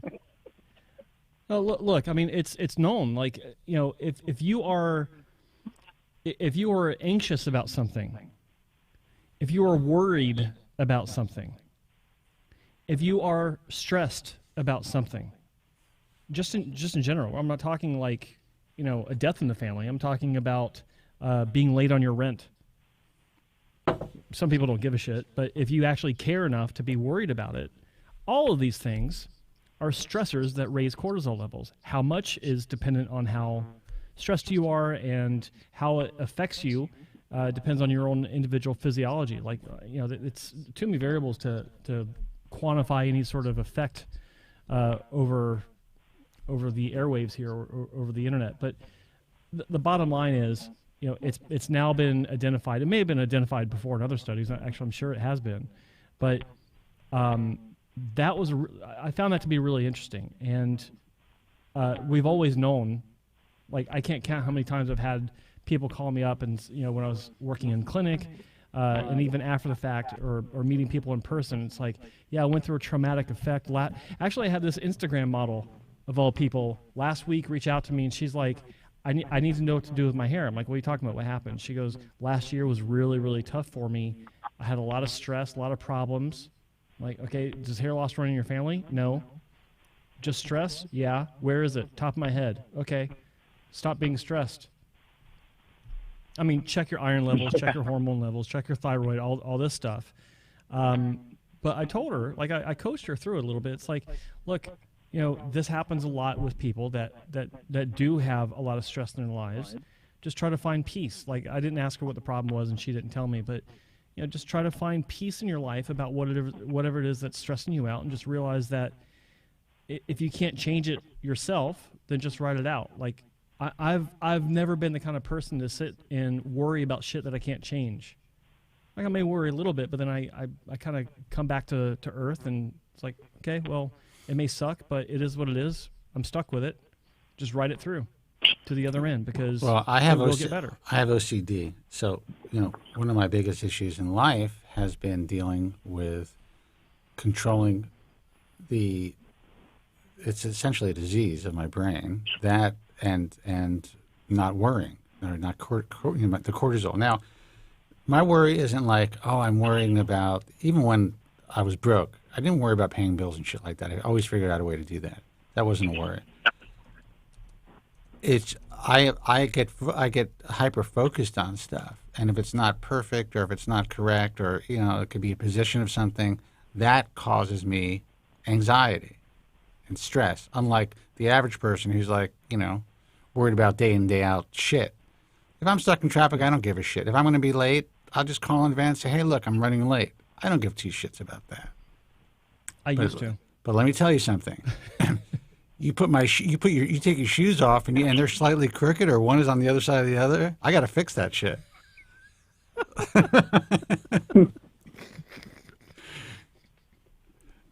Yeah.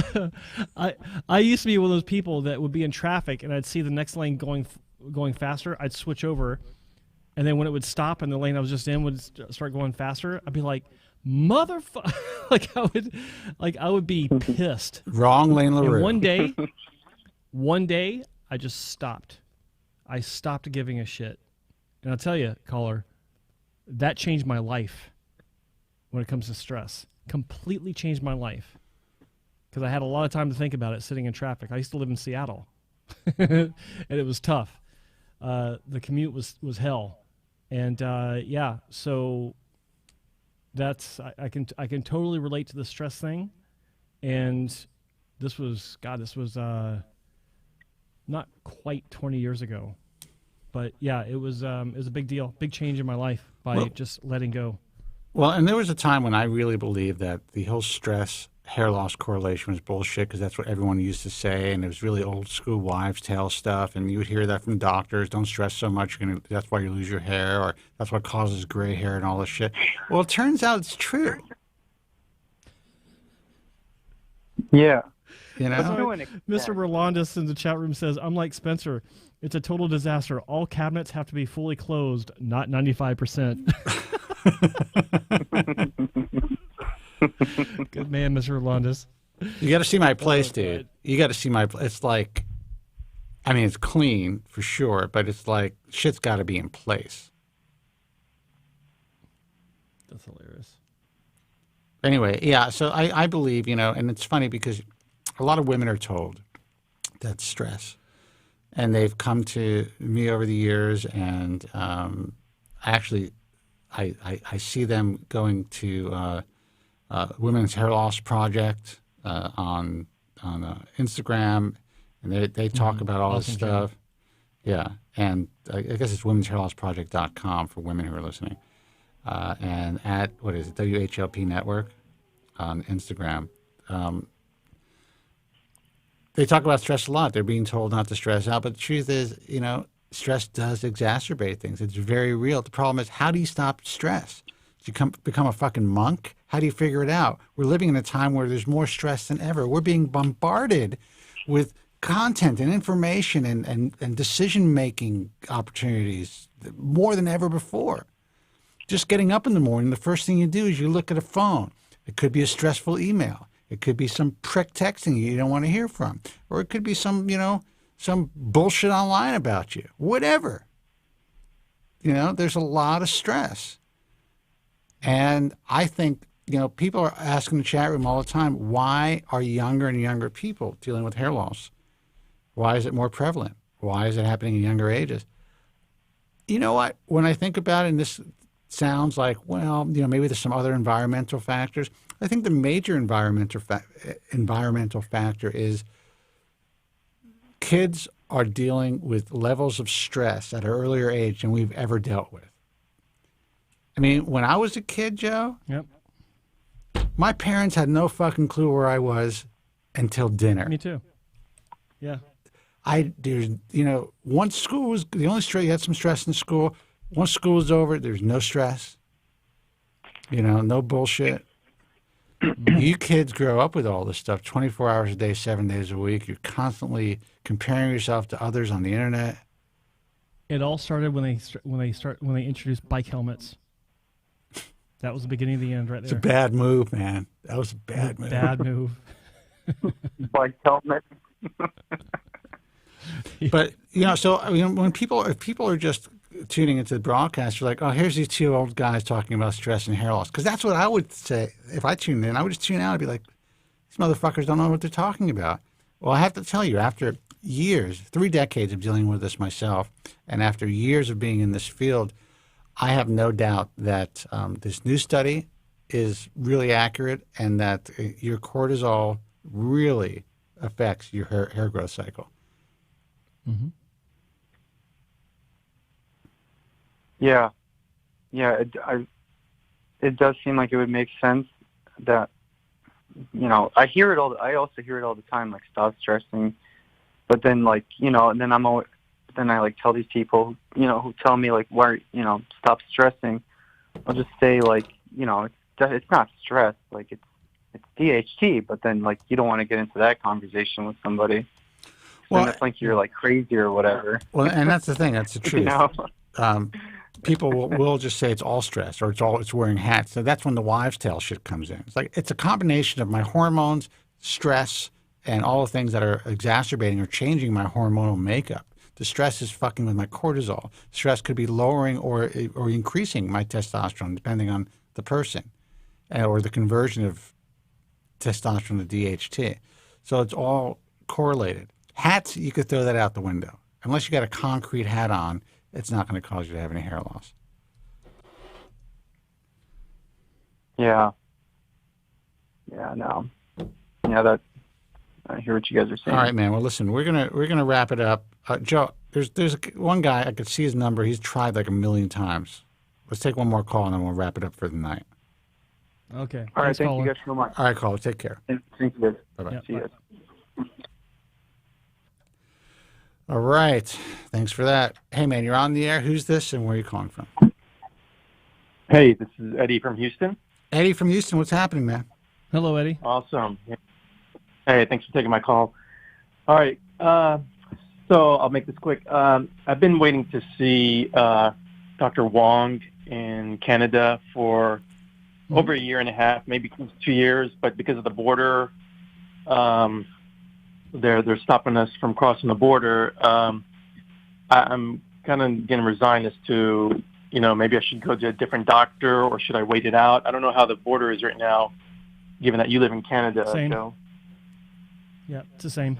No change.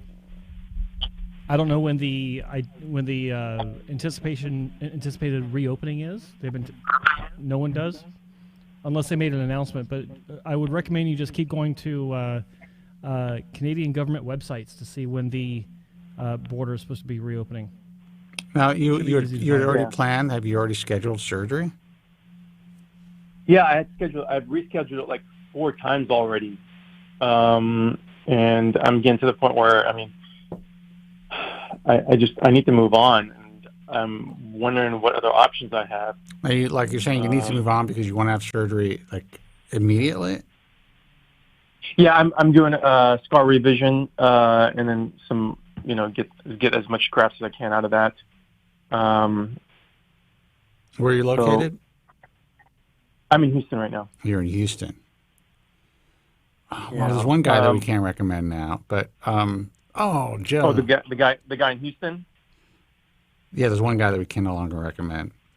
But Yeah, I forgot his name. What did you say? Downtown, like I forgot his name. But you have a complicated situation. You're going in for scar revision, plus you got to go in and you want to have more grafts placed. Yeah. You know, so you want to make sure if you're going to make this decision. I mean, you really want. If you have to have repair surgery, you really only have one chance to get that right. Yeah, exactly. So I don't know, you know, listen, I mean, anyone could fuck you up, even the best doctor in the world. So I don't know if waiting is going to make a difference if you find another great doctor and someone who understands your case. But if this is somebody you've researched for a very long time, then don't make the choice to jump into surgery just because of what's happening now. I mean, if you have to wait another 6 months, you have to wait another 6 months. I need to ask, though, when you say scar revision, is this cutting out your old scar, or is this to place FUE grafts into the scar? And I ask that because I'm seeing more and more people talking about scar revision by placing hair into the scar, which isn't scar revision. That's a different surgery. I'm talking about another FUT to remove out the scar plus whatever additional hair you can get grafts. Okay. And and I've got one last. The good chance. news. I've done 2 already. Yeah, go ahead. The good news is I just looked, and as of 2 weeks ago, the announcement was that the border closure is extended to April 21st of this month. So, yeah, just keep checking, and I would say also keep in touch with the office and ask them. I am. What they know. Okay, yeah. Well, then there you go. You've got everything that everyone else knows about when they're reading. Yeah, I'm on top of it. Now, let me ask you: did you already put down a deposit? I mean, you were scheduled. You said you had to reschedule 4 times. Yeah, I've already put a deposit. Yeah, I mean that's, I'm just extending I'm just rescheduling. Now, what did they tell you if say you wanted to change doctors? What did they tell you about the deposit? Oh, they'll give me the money back. They have no problem with that. Good. No, I figured they would. I just wanted other people to know that, there are clinics out there that aren't just going to hold your money. And if you can't, especially during these times, and if you can't make it for surgery, there are actually people who are afraid to cancel the surgery because they don't want to lose their deposit. Oh yeah, no, I'm not having that problem with them. They're more very accommodating. They're upfront about it. They're even asking, well, we can give you a refund or we can reschedule you, whatever works for me. And I mean, they're very, very professional and courteous. I'm just wondering, I'm just hoping that Dr. Wong is not one of those that you were talking about earlier, who's one of those older physicians who just don't have what it takes anymore. No, he's one of the older physicians that actually has what it takes. No. Okay, I just want to make sure. Okay. The guy's like a machine. Yeah, I'll wait. I'm just thinking, honestly, I'm just thinking about finding a way to go travel into Canada, get in there somehow, and maybe stay there for however long I need to, just to get this done. I'm just going to look at what other options I have. This is getting way too long. You don't have any. It's just like if you want to come into Canada just to stay in Canada until you can actually have surgery, you would be in quarantine for 2 weeks. Which is fine. On your dime. Like, you would go to a hotel, and for the first 3 days, you're staying in a hotel that they choose, and you're paying for it. And then you got another. Yeah. Okay. All right. Just so you know, like you got to do your research on that because you can't just come across the border into Canada. So. Yeah. I mean, I don't think that's necessary, because it's. You're in a position where, when the border opens, you can make your schedule, and you don't have to feel. Here we are talking about stress again. You don't have to worry. Be stressed about being a different country. In a strange place. Just stay where you are. Be comfortable, and take the next available booking when it happens, without trying to force it. They'll still be there. They're not going anywhere. Yeah. I've done that for a little over a year, and I'm thinking that at some point there's certain things I have to do by next fall. So I'm going to have to, if I don't get anything, if nothing opens up by the summer, I'm going to just take the plunge and go over there and do the quarantine thing before the winter, because I'm going to be way too busy. So that's where I'm also. That is dedication. So yeah. So, well, if he's, I hear he's a really great doctor, and I've heard some other doctors, but I don't have the luxury of just traveling around and meeting all the different doctors. And I think if you have the mindset to wait and you're comfortable with Dr. Wong, then that's the move, man. I mean, you've done your research. Yeah, I've done a lot of work research, so I'm definitely like you said, nothing's guaranteed, but I think that is the ideal route to go right now. I'm just going to do the FU and then follow that with an FUE, but let's just take it one step at a time and get the scar revision taken care of. All right, man. Well, listen, I'm glad you got through. Other than that, other than that, than the pro scar, you said take it. You just take 1 5 milligram tablet. Is that just one dose a week? I was taking it once a week, and then I noticed a few months ago, I think maybe it's been about 7 months ago. Yeah, I increased it because I was going through a shed, and I was like, what the fuck? Yeah, so I'm doing the same thing Joe's doing. And so I'm wondering, if I take the one tablet, I just take it 1 day a week. That might be a little too strong for me because I'm taking, that's 3 3/4 right now? Yeah, about 3 3/4. I don't know what Joe's doing. What do you do, Joe? I take half a tablet every other day. Oh, you're taking half a tablet. Okay, I'm doing 3. I'm kind of into a quadrant and then taking 3 a week. Yeah. Oh, quarters. No. Yeah, that's the way I started taking quarters. it. So, there's nothing wrong with that. That's fine. But I do notice there's definitely a decrease in sperm and my libido, but nothing. Is it really sperm or is it just seminal fluid? You have no idea. I'm sorry. Yeah. Check it under a microscope. You'll know how many guys you have swimming around. Yeah, you're right. He's counting them every week. I mean, all these guys still want to shoot ropes. Listen, you keep your hair and you don't shoot ropes anymore. What are you going to do? Yeah. Right now it's okay. It's not too extreme, but you're saying. Can you imagine if our doctor friend in Arizona heard me say shoot ropes? Because they pass this shit around. I've had doctors say they're very uncomfortable with my cursing on the air, and I just said shooting ropes. Yep. Yep. This is in Arizona? They're doctors. It shouldn't be an issue. I know. Got great. So should I take 1 tablet a week? I mean, are you recommending that, or take one 5 milligram tablet or 1 milligram tablet? No, the 1 milligram is way too expensive. I'm taking 1 5 milligram ProScar.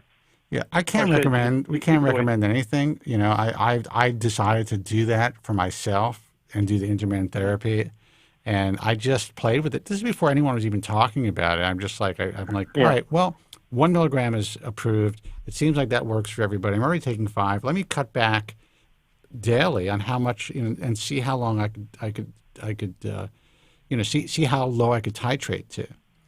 And when I finally got back down to once a week, it seemed to be holding. And I did that for years, probably a decade. So if I just take 1 tablet, it's going to last for the whole week. I'm not going to feel the immediate impact. Here's the truth. Scientifically, according to the half-life, it should not last that long. The key is, it takes about 2 weeks to a month, but they say about 2 weeks for your DHT levels to go back to baseline.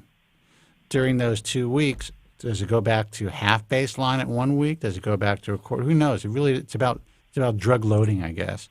So my theory was my DHT levels have been low for so long that I could just take 1 dose to maintain that and kind of like shoot it back down or keep that maintenance. And I thought that the 1 week period made sense to me. But there's no scientist, there's no doctor who will tell you that this is something you should do. Everyone will talk about the short half-life of finasteride and that it essentially is no longer in your body after, a half a day, Joe? Something like that? No A pressure. little bit longer, but yeah. Yeah. So, go ahead. Yeah, I'm just confused. Is it ideal to separate throughout the week or take it one shot, one dose for the whole week? Or is it? I would talk to your doctor, but most doctors would say it's more ideal to take it throughout the week. So spread it out. Okay. Yeah. Well, I'll stick with what I'm doing right now until I see Dr. Wong, hopefully soon. Because right now it's working. I definitely noticed the difference. So yeah, that should be it. Okay, man. Yeah. Well, listen. Good luck. Joe's got to go. I can see it. He's got ants in his pants. Yeah. And we're not going to take any more phone calls. I got it. Thanks so much. I really appreciate All right, it, guys. man. You take care. You have a good weekend. Okay, bye-bye. All right. Thanks for calling. Thank you. Good luck. Thanks. All right, so we're going to cut off the phones. I can go another hour, man. I don't know what you're talking about. Well, my cousin's here, actually. But it's you that's got to go. No, oh, no, dude, I could stay here. I could just order some fucking food. I could do another hour. I could do 3 hours. I'd love to have a burger right now. Actually, I made some sitting in the kitchen. We got a full board. I just hung up on everybody. They're good. They're good, too. Yeah, man. It's all about the diet. Everything gets better. I got to get my with fucking nutrition. wipes and shit. I got to wipe down glasses at restaurants. I don't know what I'm going to do. Record that shit. Maybe I will. Maybe I will. All right, guys, let's give out the websites. Thank you guys, by the way, for hanging out today on Good Friday. Joe Tillman's website, his personal website, hairtransplantmentor.com. Everything Joe Tillman, all about his hair loss journey from, douche to dashing. How's that? Nice. I like that. But you weren't really a douche. That was tight. But this guy, this guy's sounds been good. Yeah, this guy's been through it all, and he's also uniquely positioned in this field where not only is he a patient of 10 hair transplants. Yes, very good. 10 hair transplants. He's also been in the trenches working behind the scenes for a clinic, and now multiple clinics, for many years. He knows where all the bodies are buried. And I got to tell you, all the guys out there online, I'm glad you're doing your thing, but this guy's seen it all. He's seen it all. I'm talking about Some things I've seen cannot be unseen. Technicians on drugs and alcoholic doctors and just insane shit that you could never believe. The reality of what goes on behind the scenes in this industry is mind-boggling. You would be I don't think anyone would have a hair transplant if they really, well, they would because everyone wants to be helped. But if they really understood what goes on. That's true. A lot of people will be turned off. Yeah, a lot of people will be turned off on it. I would tell you one thing though. I'm like, as far as behind the scenes stuff is one thing, but the stuff that's out there for the public, I'm not accepting that shit anymore. Like the way that some of these doctors behave, and the shit they'll do online just to get publicity.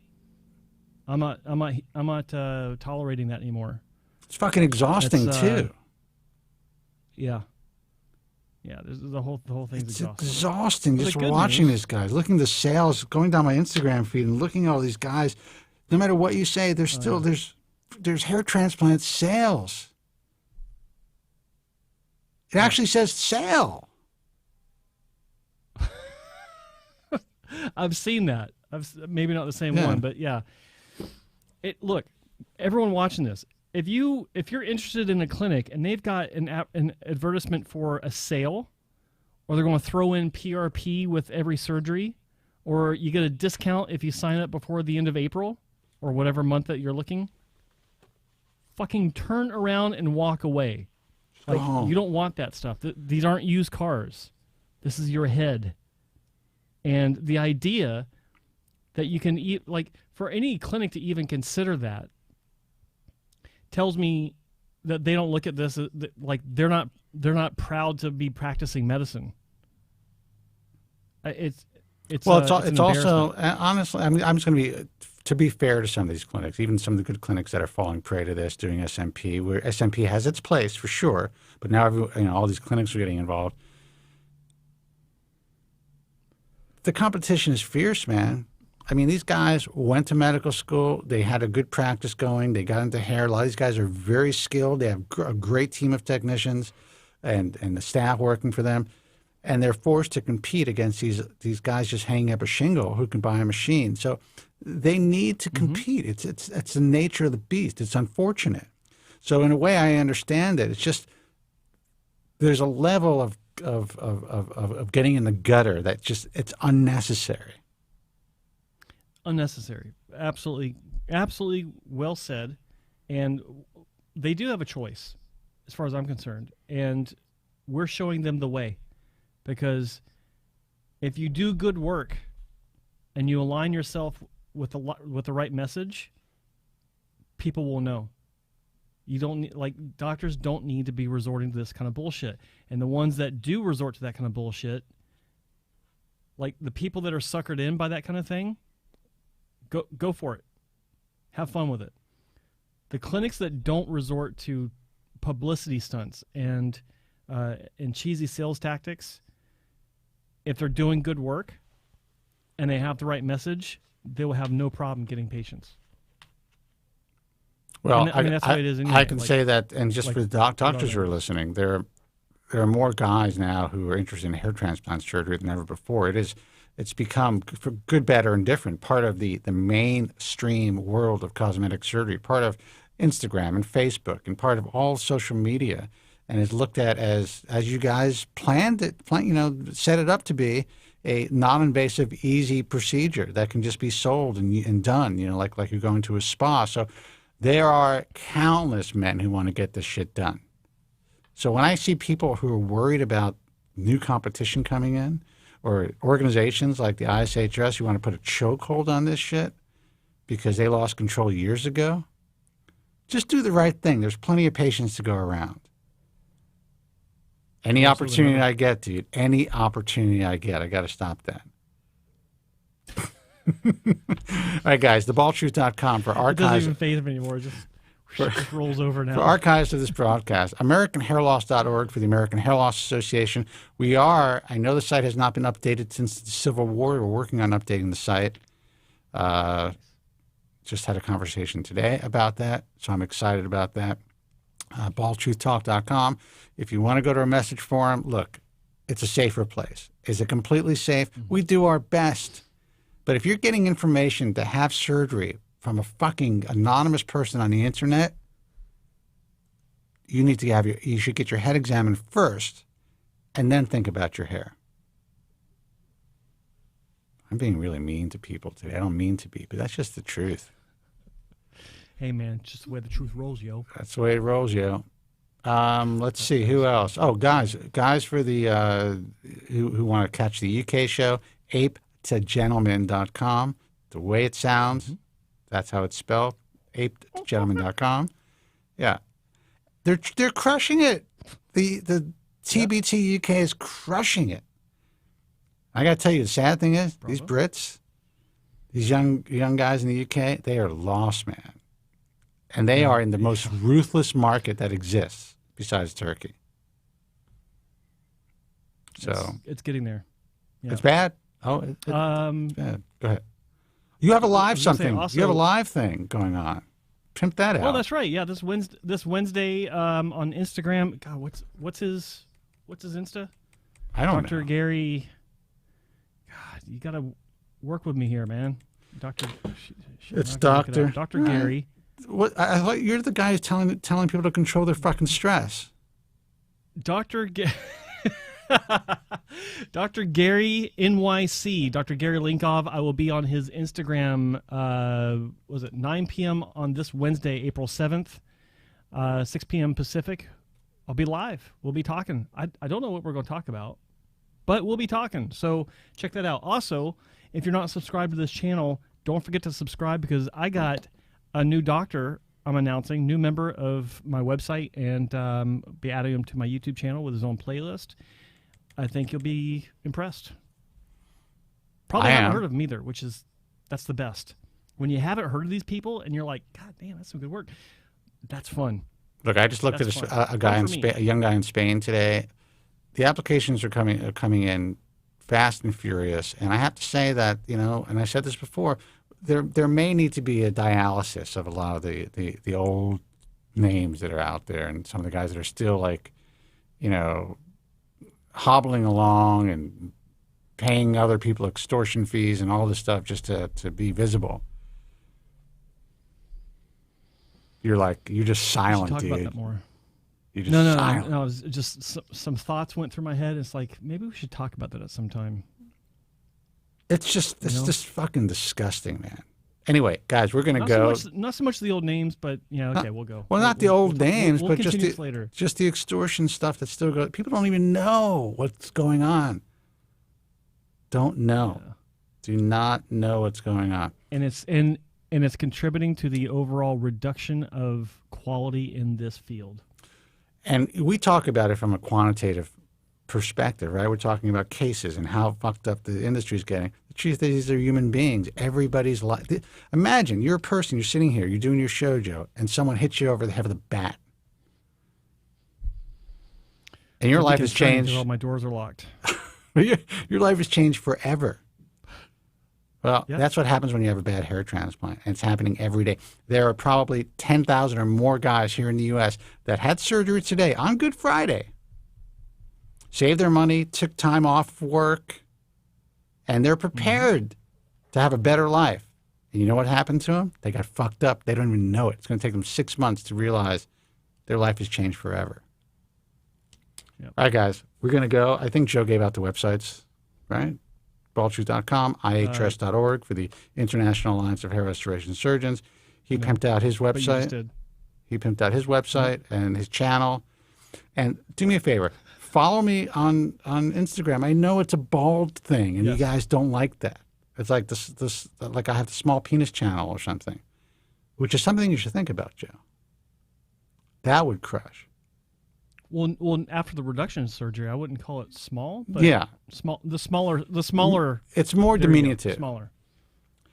Okay, guys, but follow me on Instagram. Follow Joe on Instagram, guys. We're gonna go. We will talk to you next time, and have a great Easter. Until next time, be strong. God bless, and thank you so much for listening. Thank you very much. I'm sorry for any inconvenience you may have been put to prior to the program. And I'm glad you enjoyed it. And if you could now leave by the exits at the rear, that'd be splendid.